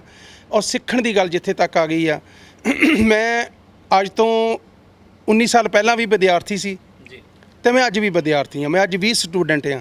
ਅੱਜ ਵੀ ਹੋ ਸਕਦਾ ਮੈਂ ਤੁਹਾਡੇ ਕੋਲੋਂ ਕੁਝ ਸਿੱਖ ਕੇ ਜਾਵਾਂ, ਕਿਉਂਕਿ ਜ਼ਿੰਦਗੀ ਰੋਜ਼ ਤੁਹਾਨੂੰ ਕੁਝ ਨਾ ਕੁਝ ਸਿਖਾਉਂਦੀ ਆ ਤੇ ਵਿਦਿਆਰਥੀ ਬਣ ਕੇ ਇਹ ਜੀਵਨ ਜਿਹੜਾ ਜੀਣਾ ਚਾਹੀਦਾ। ਵਿਦਿਆਰਥੀ ਬਣ ਕੇ ਜੀਵਨ ਜੀਣਾ ਚਾਹੀਦਾ, ਪਰ ਸ਼ੁਰੂਆਤੀ ਕਲਾਸਾਂ ਜਿਹੜੀਆਂ ਹੁੰਦੀਆਂ ਕੱਚੀ ਪਹਿਲੀ, ਪੱਕੀ ਪਹਿਲੀ, ਫਿਰ ਪਹਿਲੀ, ਦੂਜੀ, ਤੀਜੀ, ਉਹਨਾਂ ਦੇ ਵਿੱਚ ਜਿਹੜੇ ਸਾਨੂੰ ਅਧਿਆਪਕ ਸਾਨੂੰ ਪੜ੍ਹਾਉਂਦੇ ਆ ਨਾ, ਉਹ ਸਾਡੀ ਨੀਂਹ ਰੱਖ ਜਾਂਦੇ ਆ ਤੇ ਉਹਦੇ ਤੇ ਨਿਰਭਰ ਕਰਦਾ ਹੁੰਦਾ ਕਿ ਅੱਗੇ ਜਿਹੜੀ ਹਾਇਰ ਸਟੱਡੀ ਹੋਣੀ ਆ ਸਾਡੀ, ਉਹ ਕਿੱਦਾਂ ਦੀ ਹੋਣੀ ਆ। ਉਹ ਜਦੋਂ ਸ਼ੁਰੂਆਤੀ ਦੌਰ ਦੇ ਵਿੱਚ ਤੁਸੀਂ ਸਿੱਖਣ ਦੀ ਗੱਲ ਕਰਦੇ ਕਿ ਵਾਪਸ ਆਇਆ ਤੇ ਸਿੱਖਣਾ ਆ, ਪੱਕੇ ਪੈਰੀਂ ਆਉਣਾ, ਉਹ ਕੱਚੀ ਪਹਿਲੀ, ਪੱਕੀ ਪਹਿਲੀ ਵਾਲੇ ਅਧਿਆਪਕ ਕਿਹੜੇ ਸੀਗੇ? ਕੋਈ ਜਿਹੜੀ ਰਸਮੀ ਆਪਾਂ ਉਸਤਾਦੀ ਸ਼ਾਗਿਰਦੀ ਕਰਦੇ ਉਸ ਤਰੀਕੇ ਨਾਲ ਅਧਿਆਪਕ ਚੁਣਿਆ ਸੀ, ਆਪਣਾ ਗੁਰੂ ਚੁਣਿਆ ਸੀ, ਜਾਂ ਜਿੱਥੋਂ ਜੋ ਮਿਲਿਆ ਉਹ ਸਿੱਖ ਲਿਆ? ਸ਼ੁਰੂਆਤੀ ਤੌਰ ਤੇ ਜੀ ਮੇਰਾ ਪਿੰਡ ਆ ਬੜਾ ਮੁਬਾਰਕ ਜਿਹਾ, ਛੋਟਾ ਜਿਹਾ ਪਿੰਡ ਆ ਮੇਰਾ, ਜਲੰਧਰ ਤੋਂ ਨਕੋਦਰ ਨੂੰ ਜਾਂਦਿਆਂ ਲੋਹਾਰ ਪ੍ਰਤਾਪਰਾ, ਲੋਹਾਰਾ ਮੇਰਾ ਪਿੰਡ ਆ। ਉਸ ਗਲੀਆਂ ਦੇ ਵਿੱਚ ਬਜ਼ੁਰਗਾਂ ਦੇ ਆਸ਼ੀਰਵਾਦ ਲੈ ਕੇ ਮੈਂ ਜਵਾਨ ਹੋਇਆ। ਸੋ ਉਸ ਪਿੰਡ ਦੇ ਵਿੱਚ ਬੜੇ ਅੱਛੇ ਫਨਕਾਰ ਸੀ ਹਰਪਾਲ ਸ਼ਰਮਾ ਜੀ, ਉਹ ਗਾਉਂਦੇ ਸੀਗੇ ਤੇ ਸ਼ੁਰੂਆਤੀ ਦੌਰ ਦੇ ਵਿੱਚ ਹਾਰਮੋਨੀਅਮ ਤੇ ਹੱਥ ਰੱਖਣੇ ਉਹਨਾਂ ਦੇ ਕੋਲੋਂ ਸਿੱਖੇ। ਫਿਰ ਮੈਂ ਸਿੱਖਿਆ ਪੂਰਨ ਸ਼ਾਹਕੋਟੀ ਸਾਹਿਬ ਤੋਂ ਵੀ ਆ, ਸਿੱਖਿਆ ਵੀ ਆ ਨਾਰੰਗ ਸਾਹਿਬ ਜਿਹੜੇ ਨੇ DAV ਕਾਲਜ ਮੈਂ ਪੜ੍ਹਦਾ ਸੀ, ਉੱਥੋਂ ਵੀ ਸਿੱਖਿਆ। ਮੈਂ ਰੋਜ਼ ਕੋਈ ਜਿੱਥੋਂ ਵੀ ਮੈਨੂੰ ਸਿੱਖਣ ਨੂੰ ਮਿਲਿਆ ਤਾਂ ਮੈਂ ਸਿੱਖਿਆ ਆ। ਠੀਕ ਹੈ। ਜਿਹੜੀ ਗੱਲ ਰਸਮੀ ਤੌਰ ਤੇ ਉਸਤਾਦੀ ਸ਼ਾਗਿਰਦੀ ਦੀ ਤੁਸੀਂ ਕਰਦੇ ਆ, ਉਹ ਮੈਂ ਹਜੇ ਤੱਕ ਨਹੀਂ ਕੀਤੀ, ਕਿਉਂਕਿ ਮੈਂ ਸਿੱਖਣ ਦੇ ਵਿੱਚ ਜਿਹੜਾ ਬਲੀਵ ਕਰਦਾ, ਕੋਈ ਜਿਹੜਾ ਉਸਤਾਦ ਆ ਨਾ, ਜੇ ਸੰਗੀਤ ਸਿੱਖਣ ਗਏ ਆ ਨਾ ਤੇ ਫਿਰ ਸਾਨੂੰ ਸੰਗੀਤ ਸਿਖਾਵੇ। ਠੀਕ ਹੈ ਨਾ, ਫਿਰ ਵਧੀਆ ਤਰੀਕੇ ਦੇ ਨਾਲ ਤੁਹਾਨੂੰ ਤਾਲੀਮ ਦੇਵੇ ਜਿਹੜੀ ਸੰਗੀਤ ਦੀ, ਹੈ ਨਾ। ਸੋ ਜਦੋਂ ਤੁਸੀਂ ਆਪਣੇ ਦਿਲ ਤੋਂ ਪੂਰਨ ਤੌਰ ਤੇ ਜਿਹੜੇ ਪਰਪੱਕ ਹੋ ਜਾਓ ਕਿ ਯਾਰ ਇੱਥੇ ਚਰਨ ਫੜਨੇ ਨੇ, ਹੁਣ ਇੱਥੇ ਦੇਣੀ ਆ ਗੁਰੂ ਨੂੰ ਪੱਗ, ਹੈ ਨਾ, ਤੇ ਮੈਨੂੰ ਹਜੇ ਤੱਕ ਭਟਕਣਾ ਆ। ਠੀਕ ਹੈ ਨਾ। ਮੈਂ ਸਿੱਖਦਾ ਬਹੁਤ ਆ, ਸਟੂਡੈਂਟ ਮੈਂ ਹੈਗਾ ਆ, ਮੈਂ ਰੋਜ਼ ਸਿੱਖਦਾ, ਕਿਤੋਂ ਵੀ ਸਿੱਖਣ ਨੂੰ ਮੈਨੂੰ ਮਿਲ ਜਾਂਦਾ ਮੈਂ ਸਿੱਖਦਾ, ਪਰ ਬਕਾਇਦਾ ਉਸਤਾਦੀ ਸ਼ਾਗਿਰਦੀ ਹਜੇ ਤੱਕ ਤਾਂ ਮੈਂ ਕਿਸੇ ਨਾਲ ਕੀਤੀ ਨਹੀਂ। ਨੇੜ ਭਵਿੱਖ ਦੇ ਵਿੱਚ ਵੇਖੋ ਕੀ ਬਣਦਾ। ਇਹ ਸਿਰਫ ਭਟਕਣਾ ਆ, ਜਾਂ ਇੱਦਾਂ ਲੱਗਦਾ ਮੰਗੀ ਮਾਲ ਨੂੰ ਕਿ ਇੱਕ ਜਗ੍ਹਾ ਪੱਗ ਦੇਤੀ ਤੇ ਫਿਰ ਉਹ ਬੰਦਿਸ਼ ਵੀ ਹੋ ਜਾਂਦੀ ਆ, ਕੁਝ ਨਾਲ ਰੋਕਾਂ ਵੀ ਲੱਗ ਜਾਂਦੀਆਂ ਜਦੋਂ ਤੁਸੀਂ ਰਸਮੀ ਤੌਰ ਤੇ ਕਿਸੇ ਦੇ ਦਰ ਦੇ ਵਿੱਚ ਜਾ ਕੇ ਉਹਨੂੰ ਉਸਤਾਦ ਧਾਰ ਲੈਂਦੇ ਹੋ? ਨਹੀਂ, ਦੇਖੋ ਸਿਆਣੇ ਕਹਿੰਦੇ ਗੁਰੂ ਬਿਨਾਂ ਗੱਤ ਨਹੀਂ, ਸ਼ਾਹ ਬਿਨਾਂ ਪੱਤ ਨਹੀਂ। ਗੁਰੂ ਤਾਂ ਤੈਨੂੰ ਬਣਾਉਣਾ ਹੀ ਪੈਂਦਾ। ਠੀਕ ਹੈ ਨਾ। ਮੈਂ ਤੁਹਾਨੂੰ ਕਹਿੰਦਾ ਵੀ ਜੇ ਤੋਂ ਵੀ ਮੈਂ ਸਿੱਖਦਾ, ਉਹ ਮੇਰੇ ਸਾਰੇ ਗੁਰੂ ਆ ਜਿਨ੍ਹਾਂ ਦੇ ਕੋਲੋਂ ਮੈਂ ਸਿੱਖਿਆ ਯਾਰ, ਉਹ ਸਾਰੇ ਮੇਰੇ ਗੁਰੂ ਨੇ ਜਿਨ੍ਹਾਂ ਦੇ ਕੋਲੋਂ ਵੀ ਮੈਂ ਸਿੱਖਿਆ। ਮਤਲਬ ਕਿ ਕੋਈ ਵੀ ਚੀਜ਼ ਸਿੱਖ ਲਈ, ਚਾਹੇ ਮੈਂ ਰਿਦਮ ਬਾਰੇ ਸਿੱਖ ਲਿਆ ਜਾਂ ਹਾਰਮੋਨੀਅਮ ਬਾਰੇ ਸਿੱਖ ਲਿਆ, ਜਿੰਨੇ ਬੰਦਿਆਂ ਤੋਂ ਮੈਂ ਸਿੱਖਿਆ। ਹੁਣ ਮੈਂ ਨਾਂ ਲੈਣ ਲੱਗਾ ਤੇ ਮੈਨੂੰ ਲੱਗਦਾ ਇੰਟਰਵਿਊ ਦੇ ਵਿੱਚ ਲੰਬੀ ਹੋ ਜਾਣੀ ਹੈ, ਕਿਉਂਕਿ ਮੈਂ ਬਹੁਤ ਲੋਕਾਂ ਦੇ ਕੋਲੋਂ ਸਿੱਖਿਆ। ਉਹ ਮੇਰੇ ਸਾਰੇ ਸਤਿਕਾਰਯੋਗ ਨੇ, ਮੇਰੇ ਸਾਰੇ ਉਸਤਾਦ ਨੇ। ਠੀਕ ਹੈ। ਜਿਹੜੀ ਰਸਮੀ ਗੱਲ ਆ ਉਹ ਮੈਂ ਹਜੇ ਨਹੀਂ ਕੀਤੀ। ਮੈਂ ਤੁਹਾਨੂੰ ਇਹ ਕਿਹਾ ਵੀ ਮੈਂ ਰਸਮ ਕਿਸੇ ਨਾ ਕਿਸੇ ਵੇਲੇ, ਮੇਰਾ ਅੰਦਰ ਆਤਮਾ ਜਿਹੜੀ ਕਹਿੰਦੀ ਮੈਂ ਕਿਸੇ ਨਾ ਕਿਸੇ ਵੇਲੇ ਉਹ ਜਿਹੜੀ ਰਸਮੀ ਜ਼ਰੂਰ ਕਰੂੰਗਾ। ਤੇ ਦੇਖੋ ਨੇੜ ਭਵਿੱਖ ਦੇ ਵਿੱਚ ਕਦੋਂ ਗੁਰੂ ਮਹਾਰਾਜ ਦੀ ਕਿਰਪਾ ਹੁੰਦੀ ਹੈ। ਨਿਖਾਰ ਬਰਕਰਾਰ ਰਹਿਣਾ ਚਾਹੀਦਾ ਕਿ ਉਹ ਰਸਮਾਂ ਨਿਭਾਈਆਂ ਜਾਂ ਨਹੀਂ ਨਿਭਾਈਆਂ, ਮੇਰਾ ਖਿਆਲ ਹੈ ਕਿ ਉਹ ਬਹੁਤੇ ਮਾਇਨੇ ਵੀ ਜਿਹੜੀਆਂ ਉਹ ਗੱਲਾਂ ਨਹੀਂ ਰੱਖਦੀਆਂ। ਇੱਕ ਨੁਕਤਾ, ਤੁਹਾਡੀ ਗਾਇਕੀ ਦੇ ਨਾਲ ਜੁੜੀਆਂ ਗੱਲਾਂ ਕਰਨੀਆਂ ਹੀ ਕਰਨੀਆਂ ਆਪਾਂ, ਪਰ ਇੱਕ ਸ਼ੁਰੂਆਤ ਦੇ ਵਿੱਚ ਤੁਸੀਂ ਕਿਹਾ ਕਿ ਭੇਤੀ ਲੱਗਦੇ ਹੋ, ਮੇਰੇ ਕੰਪਨੀ ਵਾਲੀ ਗੱਲ ਜਿਹੜੀ ਆ ਉਹ ਤੁਹਾਨੂੰ ਪਤਾ ਹੈ। ਤੁਸੀਂ ਇਹ ਗੱਲ ਕਹੀ ਹੈ ਕਿ ਜਿਹੜੇ ਵੀ ਖੇਤਰ 'ਚ ਗਏ ਆ ਪੱਕੇ ਪੈਰੀ ਗਏ ਆ। ਅੱਜ ਜਦੋਂ ਬਿਜ਼ਨਸ ਕਰਨਾ ਸੀ, ਕੰਪਨੀ ਖੋਲ੍ਹਣੀ ਸੀਗੀ, ਉਸ ਸਮੇਂ ਪੈਰ ਪਹਿਲਾਂ ਪੱਕੇ ਨਹੀਂ ਕੀਤੇ ਜਾਂ ਸਲਾਹ ਮਸ਼ਵਰਾ ਨਹੀਂ ਕਿਸੇ ਨਾਲ ਕੀਤਾ, ਤਾਂ ਕਰਕੇ ਉਸ ਤੋਂ ਬਾਅਦ ਘਾਟੇ ਵਾਧੇ ਜਿਹੜੇ ਉਹ ਦੇਖਣੇ ਪਏ, ਜਾਂ ਵੈਸੇ ਹੀ ਉਸ ਸਮੇਂ ਸਥਿਤੀਆਂ ਇਦਾਂ ਦੀਆਂ ਸੀਗੀਆਂ, ਲੱਗਾ ਕਿ ਇਹ ਕੰਮ ਕਰਨਾ ਆ ਤੇ ਕਰ ਗੁਜ਼ਰਨਾ ਆ, ਜੋ ਘਾਟਾ ਵਾਧਾ ਹੋਊਗਾ ਦੇਖੀ ਜਾਊਗੀ? ਨਹੀਂ, ਉਹ ਦੌਰ ਦੇਖੋ ਐਸਾ ਸੀਗਾ, ਉਸ ਦੌਰ ਨੇ ਬੜਾ ਕੁਝ ਸਿਖਾਇਆ, ਤਾਂ ਹੀ ਕਰਕੇ ਕਹਿੰਦਾ ਵੀ ਪੱਕੇ ਪੈਰੀ ਵੀ ਸਿੱਖ ਕੇ ਜਾਣਾ ਜਦੋਂ ਆਉਣਾ। ਕਿਉਂਕਿ ਜਦੋਂ ਬੰਦਾ ਡਿੱਗਦਾ ਨਾ ਮੂੰਹ ਦੇ ਪਾ, ਫਿਰ ਬੰਦੇ ਨੂੰ ਪਤਾ ਲੱਗਦਾ ਕਿ ਨਹੀਂ ਯਾਰ ਆ ਤਾਂ ਠਿੱਵੀਆਂ ਲੱਗ ਗਈਆਂ। ਤੇ ਉਦੋਂ ਆਪਣੇ ਨੇ ਲੁੱਟ ਲਿਆ ਸੀਗਾ, ਸਾਨੂੰ ਵਿਸ਼ਵਾਸ ਹੀ ਨਹੀਂ ਸੀ ਹੁੰਦਾ। ਸੀ ਉਹ ਕੈਸਟਾਂ ਬਣਾਉਣੀਆਂ, ਜਿਹਨੂੰ ਦੇਣੀਆਂ ਉਹ ਕਾਰਡ ਹੁੰਦੇ ਸੀ ਉਦੋਂ ਕੈਸਟਾਂ ਦੇ, ਠੀਕ ਹੈ ਜੀ। ਉਹ ਪਤੰਦਰ ਪਹਿਲਾਂ ਡਿਜ਼ਾਈਨਰ ਦੇ ਨਾਲ ਰਲਿਆ ਹੁੰਦਾ ਸੀਗਾ, ਸਾਡੇ ਡੱਬੇ 4 ਆਉਣੇ, ਉਹਨੇ 30 ਵੇਚੇ ਹੁੰਦੇ ਸੀਗੇ, ਠੀਕ ਹੈ ਨਾ। ਜੇ ਤੋਂ ਅਸੀਂ ਕੈਸਟਾਂ ਬਣਾਉਂਦੇ ਸੀ ਉਹੀ ਪਤੰਦਰ ਵੇਚੀ ਗਿਆ, ਡੁਪਲੀਕੇਟ ਨਹੀਂ ਕਾਰਡ ਵੀ ਓਰੀਜਨਲ। ਜੇ ਤੋਂ ਮੰਨ ਲਓ ਮੈਂ ਤੁਹਾਡੇ ਤੋਂ ਕਾਰਡ ਬਣਾਏ ਆ, ਤੁਸੀਂ ਮੈਨੂੰ ਮੈਂ ਕੈਸਟਾਂ ਬਣਾ ਰਿਹਾ, ਮੰਨ ਲਾ ਮੈਂ ਤੁਹਾਨੂੰ ਦੱਸਿਆ ਕਿ ਆਹ ਬੰਦਾ ਕਾਰਡ ਬਹੁਤ ਵਧੀਆ ਬਣਾਉਂਦਾ ਜੀ, ਜਿਹੜੇ ਬਣਦੇ ਆ, ਮੈਂ ਤੁਹਾਡੇ ਤੋਂ ਬਣਾ ਲੈ, ਮੇਰੇ ਤਾਂ ਪਹਿਲਾਂ ਲਿੰਕ ਹੈ ਤੁਹਾਡੇ ਨਾਲ, ਮੈਂ ਸਿੱਧੇ ਕਾਰਡ ਲੈ ਲੈਣੇ, ਠੀਕ ਹੈ ਨਾ। ਮੇਰੇ ਲਿੰਕ ਵੀ ਬਣੇ ਆ ਪਹਿਲਾਂ, ਜਿਨ੍ਹਾਂ ਦੇ ਕੋਲ ਡੀਲਰਾਂ ਤੋਂ ਕੈਸਟਾਂ ਜਾਂਦੀਆਂ ਆ ਉਹਨਾਂ ਦੇ ਕੋਲ ਪਹਿਲਾਂ ਹੀ ਡੱਬੇ ਪਹੁੰਚ ਜਾਣੇ, ਠੀਕ ਹੈ ਨਾ। ਸਾਡੇ ਜਾਣੇ 4, ਉਹਦੇ ਜਾਣੇ 20, ਕੈਸਟ ਸਾਡੀ ਵਿਕਣੀ। ਹਾਂ, ਸਾਡੇ ਬਸ ਸੈਟਿੰਗਾਂ ਤੇ। ਇਸ ਦੁਨੀਆ ਦੇ ਵਿੱਚ ਇਮਾਨਦਾਰੀ ਬਹੁਤ ਘੱਟ ਆ, ਠੱਗ ਤੇ ਚੋਰ ਬਹੁਤ ਜ਼ਿਆਦਾ ਨੇ। ਤੁਸੀਂ ਵੀ ਪਤਾ ਰੋਜ਼ਮਰਰਾ ਦੀ ਜ਼ਿੰਦਗੀ ਵਿੱਚ ਜੀਂਦੇ ਹੋ। ਹੁਣ ਜ਼ਰੂਰ ਇੱਕ ਕੰਮ ਬਹੁਤ ਵਧੀਆ ਆ ਗਿਆ ਵਾ। ਇੱਕ ਦੇਖੋ ਹਰ ਚੀਜ਼ ਦੇ ਦੋ ਪਹਿਲੂ ਹੁੰਦੇ ਨੇ, ਇੱਕ ਨੈਗੇਟਿਵ ਹੁੰਦਾ, ਇੱਕ ਪੋਜ਼ਿਟਿਵ ਹੁੰਦਾ। ਨੈਗੇਟਿਵ ਜਿਹੜਾ ਆ ਗਿਆ ਉਹ ਇਹ ਆ ਗਿਆ ਕਿ ਲੋਕ ਸਿੱਖਣੋਂ ਹਟ ਗਏ, ਮਤਲਬ ਕਿਸੇ ਦੀ ਕਦਰ ਨਹੀਂ ਰਹੀ, ਆਪਣੇ ਤੋਂ ਵੱਡੇ ਦਾ ਸਤਿਕਾਰ ਨਹੀਂ ਰਿਹਾ, ਹੈ ਨਾ। ਮੇਰੀ ਆਦਤ ਹੈ ਮੈਂ ਵੱਡੇ ਦਾ ਆਪਣੇ ਤੋਂ ਸਤਿਕਾਰ ਕਰਦਾ ਤੇ ਨਿੱਕੇ ਨੂੰ ਪਿਆਰ ਕਰਦਾ। ਇਹ ਦੋਨੇ ਚੀਜ਼ਾਂ ਇੱਕ ਦੂਜੇ ਨਾਲ ਜੁੜੀਆਂ ਹੋਈਆਂ ਨੇ। ਇਹ ਯੁੱਗ ਆਉਣ ਦੇ ਨਾਲ ਇਹ ਹੋਇਆ, ਇੱਕ ਪਾਸੇ ਘਟ ਆ ਗਿਆ ਕਿ ਸਤਿਕਾਰ ਘਟ ਗਿਆ, ਜਿਹੜੇ ਸਿਖਾਉਣ ਵਾਲੇ ਸੀ ਉਹ ਉਸਤਾਦ ਜਾਂਦੇ ਲੱਗੇ, ਠੀਕ ਹੈ ਜੀ। ਪਤਾ ਵੀ ਹੁਣ ਜਿੱਦੇ ਸਿੱਧੇ ਗਏ ਜਾ ਕੇ ਸਟੂਡੀਓ ਦੇ ਵਿੱਚ ਮਾੜਾ ਜਿਹਾ 2 ਲਾਈਨਾਂ ਗਾਈਆਂ, ਬਿੰਗੀ ਜੇ ਤੇ ਟੇਢੀ ਵਿਗਾ ਹੋ ਗਈ ਤੇ ਸਿੱਧੀ ਕਰ ਦੇਣੀ ਆ, ਕੰਪਿਊਟਰ ਨਹੀਂ, ਠੀਕ ਹੈ ਨਾ। ਤੇ ਦੂਸਰੇ ਪਾਸੇ ਫਾਇਦਾ ਇਹ ਹੋ ਗਿਆ ਕਿ ਜਿਹੜਾ ਗੀਤ ਤੁਸੀਂ ਮਿਹਨਤਾਂ ਕਰਦੇ ਸੀ ਕੰਪਨੀਆਂ ਦੇ ਕੋਲ ਜਾ ਕੇ ਆਪਣਾ ਗੀਤ ਲੈਣ ਲਈ, ਅੱਜ ਕੱਲ੍ਹ ਤੁਸੀਂ ਆਪਣਾ ਹੀ YouTube ਚੈਨਲ ਬਣਾ ਲਓ ਜਾਂ ਆਪਣੀ ਕੰਪਨੀ ਬਣਾ ਲਓ, ਉਹਦੇ ਉੱਤੇ ਤੁਸੀਂ ਗੀਤ ਪਾਓ ਤਾਂ ਪੂਰੀ ਦੁਨੀਆ ਦੇ ਵਿੱਚ ਪਹੁੰਚ ਜਾਂਦਾ। ਤੁਹਾਡੀ ਜਿਹੜੀ ਗੱਲ ਆ, ਤੁਹਾਡਾ ਗੀਤ ਪੂਰੀ ਦੁਨੀਆ 'ਚ ਪਹੁੰਚ ਜਾਂਦਾ। ਇਹ ਅੱਜ ਕੱਲ੍ਹ ਜਿਹੜਾ ਉਹ ਫਾਇਦਾ ਹੋ ਗਿਆ। ਲੁੱਟ ਖਸੁੱਟ ਤੋਂ ਵੀ ਬਚ ਗਏ। ਉਹਦੀ ਚੋਰੀ ਤਾਂ ਅੱਜ ਵੀ ਹੁੰਦੀ ਆ, ਪਰ ਉਹ ਜਿਹੜੀਆਂ ਦੂਜੀਆਂ 2 ਨੰਬਰ ਦੀਆਂ ਸਾਈਡਾਂ ਉਹਨਾਂ 'ਤੇ ਹੋਣ ਲੱਗ ਪਈ। ਮਤਲਬ ਚੋਰ ਸਾਰੇ ਨਾਲ ਰਹਿਣੇ ਆ। 2 ਪਹਿਲੂ ਮੈਂ ਇੱਦਾਂ ਦੱਸਿਆ ਨਾ। ਹਾਂਜੀ, ਨੇਕੀ ਦੇ ਨਾਲ ਬਦੀ, ਠੀਕ ਹੈ ਨਾ, ਝੂਠ ਦੇ ਨਾਲ ਸੱਚ। ਮਤਲਬ ਇਹ ਚੀਜ਼ਾਂ ਨਾਲ ਚੱਲਣੀਆਂ, ਜੋੜਾ ਚੱਲਣਾ ਹੀ ਆ। ਇਹ ਦੋਨੋਂ ਚੀਜ਼ਾਂ ਚੱਲਣੀਆਂ ਨੇ, ਦੋਨੋਂ ਪਹਿਲੂ। ਵੈਸੇ ਵੀ ਸੱਚ ਦੀ ਅਹਿਮੀਅਤ ਉਨੀ ਦੇਰ ਤੱਕ ਹੈ ਜਿੰਨੀ ਦੇਰ ਤੱਕ ਝੂਠ ਹੈ, ਤੇ ਇਮਾਨਦਾਰੀ ਦੀ ਵੀ ਅਹਿਮੀਅਤ ਉਨੀ ਦੇਰ ਤੱਕ ਹੈ ਜਿੰਨੀ ਦੇਰ ਤੱਕ ਬੇਈਮਾਨੀ ਹੈ। ਜੇ ਬੇਈਮਾਨੀ ਤੇ ਫਿਰ ਇਮਾਨਦਾਰੀ ਦੀ ਅਹਿਮੀਅਤ ਵੀ ਜਿਹੜੀ ਆ ਉਹ ਘਟਦੀ ਨਜ਼ਰ ਆਏਗੀ। ਤੁਸੀਂ ਜ਼ਿਕਰ ਛੇੜਿਆ ਕਿ ਉਹਦੇ ਵਿੱਚੋਂ ਵੀ ਬਹੁਤ ਸਾਰੇ ਤਜਰਬੇ ਸਿੱਖੇ। ਗੀਤਾਂ ਦੀ ਗੱਲ ਕੀਤੀ, ਚੋਰੀਆਂ ਅੱਜ ਵੀ ਹੁੰਦੀਆਂ ਆ। ਬਹੁਤ ਸਾਰੇ ਗੀਤਕਾਰਾਂ ਨਾਲ ਮੇਰੀ ਜਦੋਂ ਗੱਲ ਹੁੰਦੀ ਹੈ ਤੇ ਅਕਸਰ ਕਹਿ ਦਿੰਦੇ ਸਾਡਾ ਗੀਤ ਚੋਰੀ ਹੋ ਗਿਆ, ਆ ਹੁੱਕ ਲਾਈਨ ਸਾਡੀ ਜਿਹੜੀ ਚੱਕ ਲਈ ਹੈ ਤੇ ਬਾਕੀ ਫਲਾਣੇ ਜਿਹੜੇ ਗਾਇਕ ਨੇ ਉਹ ਗੀਤ ਸਾਡਾ ਗਾ ਦਿੱਤਾ ਹੈ। ਮਿਹਨਤ ਮੇਰੀ ਸੀ, ਆਈਡੀਆ ਮੇਰਾ ਸੀ, ਉਹ ਚੋਰੀ ਕਰਕੇ ਲੈ ਗਿਆ। ਤੁਸੀਂ ਗੀਤ ਲਿਖਦੇ ਵੀ ਹੋ, ਗਾਉਂਦੇ ਵੀ ਹੋ। ਕਦੀ ਤੁਹਾਨੂੰ ਇਦਾਂ ਦਾ ਲੱਗਾ ਕਿ ਤੁਹਾਡਾ ਆਈਡੀਆ ਜਿਹੜਾ ਸੀਗਾ, ਤੁਹਾਡੀ ਜਿਹੜੀ ਹੁੱਕ ਲਾਈਨ ਸੀ, ਚੋਰੀ ਕੀਤੀ ਤੇ ਕਿਸੇ ਨੇ ਗਾਤੀ? ਮਿਹਨਤ ਤੁਹਾਡੀ ਸੀ, ਸੋਚ ਤੁਹਾਡੀ ਸੀ, ਕੈਸ਼ ਕੋਈ ਹੋਰ ਕਰ ਗਿਆ? ਪੈਰੀ ਟਾਊਨ ਦੇ ਵਿੱਚ ਮੇਰੀ ਕੈਸਟ ਆਈ ਸੀ ਮੜਕ ਜਮਾਲੋ ਦੀ। ਉਹਦੇ ਵਿੱਚ ਅੱਜ ਵੀ ਉਹ ਕੈਸਟ ਕੱਢ ਕੇ ਦੇਖ ਲਿਓ। ਉਹ ਜਦੋਂ ਕੈਸਟ ਆਈ ਆ, ਉਹਦੀਆਂ ਹੁੱਕ ਲਾਈਨਾਂ ਚੱਕ ਲਈਓ ਗੀਤਾਂ ਦੀਆਂ, ਤੇ ਤੁਹਾਨੂੰ ਪਤਾ ਲੱਗ ਜਾਊਗਾ ਜਿਹੜੇ ਬਹੁਤ ਜ਼ਿਆਦਾ ਹਿੱਟ ਗੀਤ ਹੋਏ ਮੇਰੀਆਂ ਹੁੱਕ ਲਾਈਨਾਂ ਸੀਗੀਆਂ। ਪਰ ਮੈਂ ਬੋਲਿਆ ਹੀ ਨਹੀਂ। ਕਿਉਂ ਨਹੀਂ ਬੋਲਿਆ? ਪਰਮਾਤਮਾ ਨੇ, ਸੱਚੇ ਪਾਤਸ਼ਾਹ ਨੇ ਮੇਰੇ 'ਤੇ ਰਹਿਮਤ ਕੀਤੀ ਆ। ਜੇ ਮੈਨੂੰ ਲਿਖਣਾ ਆਉਂਦਾ, ਚੱਲ ਯਾਰ ਜੇ ਹੋਰ ਕੋਈ ਚੱਕ ਗਿਆ ਤਾਂ ਚੱਕ ਗਿਆ, ਗਾਂ ਹੋਰ ਲਿਖ ਲਓ, ਕਿਹੜੀ ਗੱਲ ਆ, ਠੀਕ ਹੈ ਨਾ। ਕੋਈ ਚੱਕਰ ਨਹੀਂ ਇੱਦਾਂ ਦਾ ਪੈਂਦਾ, ਜੇ ਕਰ ਗਿਆ ਤਾਂ ਕਰ ਗਿਆ। ਕਿਉਂਕਿ ਚੋਰੀ ਦੇ ਪੁੱਤ ਕਦੀ ਜਵਾਨ ਨਹੀਂ ਹੁੰਦੇ, ਠੀਕ ਹੈ ਨਾ। 1 ਵਾਰੀ ਕਰ ਲਓਗੇ ਠੱਗੀ, 2 ਵਾਰੀ ਕਰ ਲਓਗੇ, 3 ਵਾਰੀ ਕਰ ਲਓਗੇ, 4 ਕਿੰਨੀ ਵਾਰੀ ਕਰ ਲਓਗੇ ਯਾਰ, ਠੀਕ ਹੈ ਨਾ। ਪਰਮਾਤਮਾ ਨੇ ਜੋ ਤੁਹਾਡੇ ਕਰਮਾਂ ਭਾਗਾਂ 'ਚ ਲਿਖਿਆ ਜਾਂ ਜਦ ਤੁਹਾਨੂੰ ਬੁੱਧੀ ਦਿੱਤੀ ਆ, ਲਿਖਣ ਦੇ ਨਾਲ ਨਾਲ ਪੜ੍ਹਨਾ ਵੀ ਜ਼ਰੂਰੀ ਆ, ਠੀਕ ਹੈ ਨਾ। ਜਿੰਨਾ ਤੁਸੀਂ ਪੜ੍ਹੋਗੇ, ਜਿੰਨਾ ਗਿਆਨ ਹੋਊਗਾ, ਫਿਰ ਹੀ ਤੁਸੀਂ ਲਿਖ ਸਕਦੇ ਹੋ, ਠੀਕ ਹੈ ਨਾ। ਅੱਜ ਕੱਲ੍ਹ ਤਾਂ ਬਸ ਹਰ ਬੰਦਾ ਦੇਖ ਲਓ ਤੁਸੀਂ, ਹੁਣ ਜਿਹਨੂੰ ਮਰਜ਼ੀ ਪੁੱਛ ਲਓ, ਹਰ ਪਿੰਡ ਦੇ ਵਿੱਚ 3 ਕੁ ਤਾਂ ਰਾਈਟਰ ਆ, 4 ਤੇ 4-5 ਕਲਾਕਾਰ ਆ, ਠੀਕ ਹੈ ਨਾ। ਠੀਕ ਹੈ, ਚੱਲੀ ਜਾ ਰਿਹਾ ਕੰਮ। ਤੁਸੀਂ ਕਹਿੰਦੇ ਲਿਖਣ ਲਈ ਪੜ੍ਹਨਾ ਜ਼ਰੂਰੀ ਹੈ, ਪਰ ਇਦਾਂ ਦੀ ਇੱਕ ਆਮ ਜੀ ਧਾਰਨਾ ਬਣੀ ਹੋਈ ਆ। ਕੁਝ ਲੇਖਕ ਕਹਿੰਦੇ ਆ ਕਿ ਥੋੜੀ ਛਿਟਕ ਲੱਗੀ ਹੋਵੇ ਤੇ ਤਾਂ ਸਾਡੇ ਕੋਲ ਲਿਖਿਆ ਜਾਂਦਾ ਗੀਤ। ਕੁਝ ਕਹਿੰਦੇ ਕਿ ਬੜਾ ਸ਼ਾਂਤ ਜਿਹਾ ਮਾਹੌਲ ਹੋਣਾ ਚਾਹੀਦਾ, ਸ਼ੋਰ ਸ਼ਰਾਬਾ ਨਹੀਂ ਹੋਣਾ ਚਾਹੀਦਾ ਤਾਂ ਲਿਖਿਆ ਜਾਣਾ ਚਾਹੀਦਾ। ਕਈ ਲੋਕ ਕਹਿੰਦੇ ਆ ਕਿ ਸ਼ੋਰ ਸ਼ਰਾਬੇ 'ਚ ਸਾਡੇ ਕੋਲ ਵਧੀਆ ਲਿਖੇ ਜਾਂਦੇ ਆ। ਬਹੁਤ ਸਾਰੇ ਗਾਇਕ ਗੀਤਕਾਰ ਨੇ ਜਿਹੜੇ ਆਪਣੀਆਂ ਧਾਰਨਾਵਾਂ ਬਣਾ ਕੇ ਬੈਠੇ ਹੋਏ ਆ। ਪੜ੍ਹਨ ਦੀ ਕਿੰਨੀ ਮਹੱਤਤਾ ਹੈ ਤੇ ਆ ਜਿਹੜੀਆਂ ਬਾਕੀ ਚੀਜ਼ਾਂ ਕਹਿੰਦੇ ਨੇ ਕਿ ਆਹ ਹੋਣਾ ਚਾਹੀਦਾ ਤੇ ਆਹ ਹੋਣਾ ਚਾਹੀਦਾ, ਉਹਨਾਂ ਦੀ ਕਿੰਨੀ ਕੁ ਮਹੱਤਤਾ ਇੱਕ ਵਧੀਆ ਗੀਤਕਾਰ ਜਾਂ ਅੱਛੀ ਗੀਤਕਾਰੀ ਕਰਨ ਦੇ ਲਈ? ਦੇਖੋ, ਮੈਂ ਕਦੀ ਲਿਖਣ ਲਈ ਨਹੀਂ ਬੈਠਾ ਕਿ ਅੱਜ ਮੈਂ ਗੀਤ ਲਿਖਣੇ ਆ, ਅੱਜ ਮੈਨੂੰ ਕੋਈ ਬੁਲਾਇਓ ਨਾ, ਜਾਂ ਮੈਂ ਆਪਣੇ ਖੂਹ 'ਤੇ ਜਾਂ ਆਪਣੀ ਮੋਟਰ 'ਤੇ ਜਾ ਕੇ ਬਹਿਣਾ ਆ ਉੱਥੇ ਮੈਂ ਗੀਤ ਲਿਖਣੇ। ਨੋ, ਮੇਰਾ ਜਦੋਂ ਮੂਡ ਬਣਦਾ ਮੈਂ ਜਾਂਦਾ ਗੱਡੀ ਦੇ ਵਿੱਚ ਹੀ ਗੀਤ ਲਿਖ ਦਿੰਦਾ। ਉਧਰ ਸ਼ੋਅ 'ਤੇ ਤੁਰਿਆ ਹੁੰਦਾ ਉਦੋਂ ਦਿਮਾਗ ਦੇ ਵਿੱਚ ਕੋਈ ਲਾਈਨ ਆ ਗਈ, ਜਾਂਦਿਆਂ ਗੱਡੀ 'ਤੇ ਗੀਤ ਲਿਖ ਦੇਣਾ, ਔਰ ਜਾਂਦਿਆਂ ਗੱਡੀ 'ਚ ਗੀਤ ਲਿਖ ਕੇ ਗਾ ਵੀ ਦੇਣਾ। ਉਹ ਲੋਕਾਂ ਕੋਲੋਂ ਪਾਸ ਵੀ ਕਰਾ ਦੇਣਾ। ਜੇ ਤਾਂ ਐਪਰੀਸ਼ੀਏਟ ਕੀਤਾ ਉਸ ਚੀਜ਼ ਨੂੰ, ਉਹਨੂੰ ਰਿਕਾਰਡ ਕਰਾ ਦਿਓ। ਇਦਾਂ ਹੀ ਮੇਰੇ ਕਈ ਗੀਤ ਰਿਕਾਰਡ, ਜਿਹੜੇ ਬਹੁਤ ਜ਼ਿਆਦਾ ਗੀਤ ਮੇਰੇ ਇਦਾਂ ਹੀ ਰਿਕਾਰਡ ਹੋਏ ਆ, ਕਿਉਂਕਿ ਮੈਂ ਪਹਿਲਾਂ ਗਾਉਂਦਾ ਆ, ਗਾ ਕੇ ਮੈਂ ਦੇਖਦਾ ਵੀ ਉਹਦੇ ਮੂਹਰੇ ਮਾਹੌਲ ਕੀ ਆ, ਫਿਰ ਮੈਂ ਗਾ ਦਿੰਦਾ। ਜੈਜੀ ਵੀ ਨੇ ਮੇਰਾ ਜਿਹੜਾ ਗੀਤ ਗਾਇਆ ਜੱਟ ਮੌਜਾਂ ਕਰਦਾ ਏ ਰੱਬ ਨੇ ਥੋੜ ਕੋਈ ਨਾ ਰੱਖੀ, ਉਹ ਮੈਂ ਉਹਨੂੰ ਹਜੇ ਸਥਾਈ ਦਿੱਤੀ ਸੀਗੀ। ਮੈਂ ਉਹਨੂੰ ਸੁਣਾਈ ਸੀ, ਕਹਿੰਦਾ ਮੈਂ ਬਾਬੇ ਉਹ ਗੀਤ ਗਾਉਣਾ, ਭਰਾ ਤੂੰ ਗਾ ਲਾ, ਬੜਾ ਭਾਈ ਆਪਣਾ ਸਾਡਾ, ਤੂੰ ਗਾ ਲਾ। ਉਹਨੂੰ ਮੈਂ ਅੱਜ ਵੀ ਮੈਨੂੰ ਯਾਦ ਆ ਕਿ ਮੈਂ ਇੱਧਰਲੇ 12 ਵਜੇ ਸੀ, ਉਹ ਇੰਗਲੈਂਡ ਸੀ, ਮੈਂ 12 ਵਜੇ ਠਾਲ ਲਿਆ ਸੀ, ਮੈਂ ਕਿਹਾ ਲਿਖ ਗੀਤ ਲਿਖ ਜੀ, ਠੀਕ ਹੈ ਨਾ। ਭਲੇ ਲਿਖਣ ਦਾ ਕੋਈ ਇਹ ਨਹੀਂ ਵੀ ਮੈਂ ਲਿਖਣ ਲਈ ਬੈਠਾ ਆ, ਗੀਤ ਯਾਰ ਕਿਤੇ ਵੀ ਲਿਖ ਹੋ ਸਕਦਾ ਆ। ਤੇ ਬਸ ਚੱਕਰ ਆ ਵੀ ਮੈਂ ਲਿਖਣ ਲਈ ਨਹੀਂ ਬੈਠਾ ਨਾ, ਤਾਂ ਮੈਂ ਤੁਕਬੰਦੀਆਂ ਕੀਤੀਆਂ, ਮੈਂ ਝਾਂਜਰਾਂ 'ਤੇ ਚੂੜੀਆਂ 'ਤੇ ਕੋਕਿਆਂ 'ਤੇ ਪਰਾਂਦੀਆਂ 'ਤੇ ਮੇਰੇ ਤੋਂ ਨਹੀਂ ਗੀਤ ਲਿਖ ਹੋਏ। ਮੈਂ ਜੋ ਸੱਚ ਦੇ ਥੋੜ੍ਹਾ ਜਿਹਾ ਲਾਗੇ ਤਾਂ ਹੋਵੇ ਯਾਰ ਚੀਜ਼, ਜਿਹੜੀ ਚੀਜ਼ ਦਾ ਮੇਰੇ 'ਤੇ ਅਸਰ ਹੁੰਦਾ ਫਿਰ ਮੈਂ ਉਹ ਚੀਜ਼ ਲਿਖਦਾ, ਨਹੀਂ ਤਾਂ ਮੈਂ ਨਹੀਂ ਲਿਖਦਾ। ਪਰ ਆਹ ਜਿਹੜੇ ਗਾਏ ਲੋਕਾਂ ਨੇ ਗੀਤ ਜਾਂ ਮੈਂ ਗਾਏ ਆ, ਇਹ ਕਮਰਸ਼ੀਅਲ ਪੱਖ ਤੋਂ ਦੇਖੇ ਨੇ।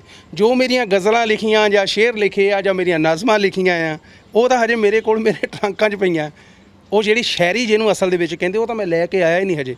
ਹੁਣ ਮੇਰਾ ਦਿਲ ਕਰਦਾ ਕਿ ਮੈਂ ਉਹ ਸ਼ਾਇਰੀ ਲੈ ਕੇ ਆਵਾਂ, ਠੀਕ ਹੈ ਨਾ, ਉਹ ਚੀਜ਼ਾਂ ਲੈ ਕੇ ਆਵਾਂ। ਆ ਜਿਹੜੀ ਗੱਲ ਤੁਸੀਂ ਕੀਤੀ ਨਾ, ਮੈਨੂੰ ਬੜਾ ਆਨੰਦ ਦੇ ਕੇ ਗਈ ਹੈ ਇਹ ਗੱਲ, ਜਦੋਂ ਤੁਸੀਂ ਕਿਹਾ ਕਿ ਮੇਰੀਆਂ ਗਜ਼ਲਾਂ ਜਿਹੜੀਆਂ, ਪੰਜਾਬੀ ਦਾ ਕੋਈ ਗਾਇਕ ਜਾਂ ਗੀਤਕਾਰ ਇਹ ਕਵੇ ਕਿ ਮੈਂ ਗੀਤ ਜਿਹੜੇ ਲਿਖਦਾ ਉਹ ਕਮਰਸ਼ੀਅਲ ਪਹਿਲੂ ਨਾਲ ਲਿਖਦਾ, ਅਸਲ ਮੇਰੀ ਰੂਹ ਉਹਨਾਂ ਕਵਿਤਾਵਾਂ 'ਚ, ਉਹਨਾਂ ਗਜ਼ਲਾਂ ਦੇ ਵਿੱਚ ਵਸਦੀ ਹੈ। ਤੇ ਇਸ ਗੱਲ ਤੋਂ ਹੀ ਸਮਝ ਜਾਣਾ ਚਾਹੀਦਾ ਕਿ ਉਹਦੀ ਸੋਚ ਜਿਹੜੀ ਹੈ, ਉਹਦਾ ਬੌਧਿਕ ਪੱਧਰ ਜਿਹੜਾ ਉਸ ਕਿਸ ਲੈਵਲ ਤੱਕ ਜਿਹੜਾ ਉਹ ਹੋਏਗਾ।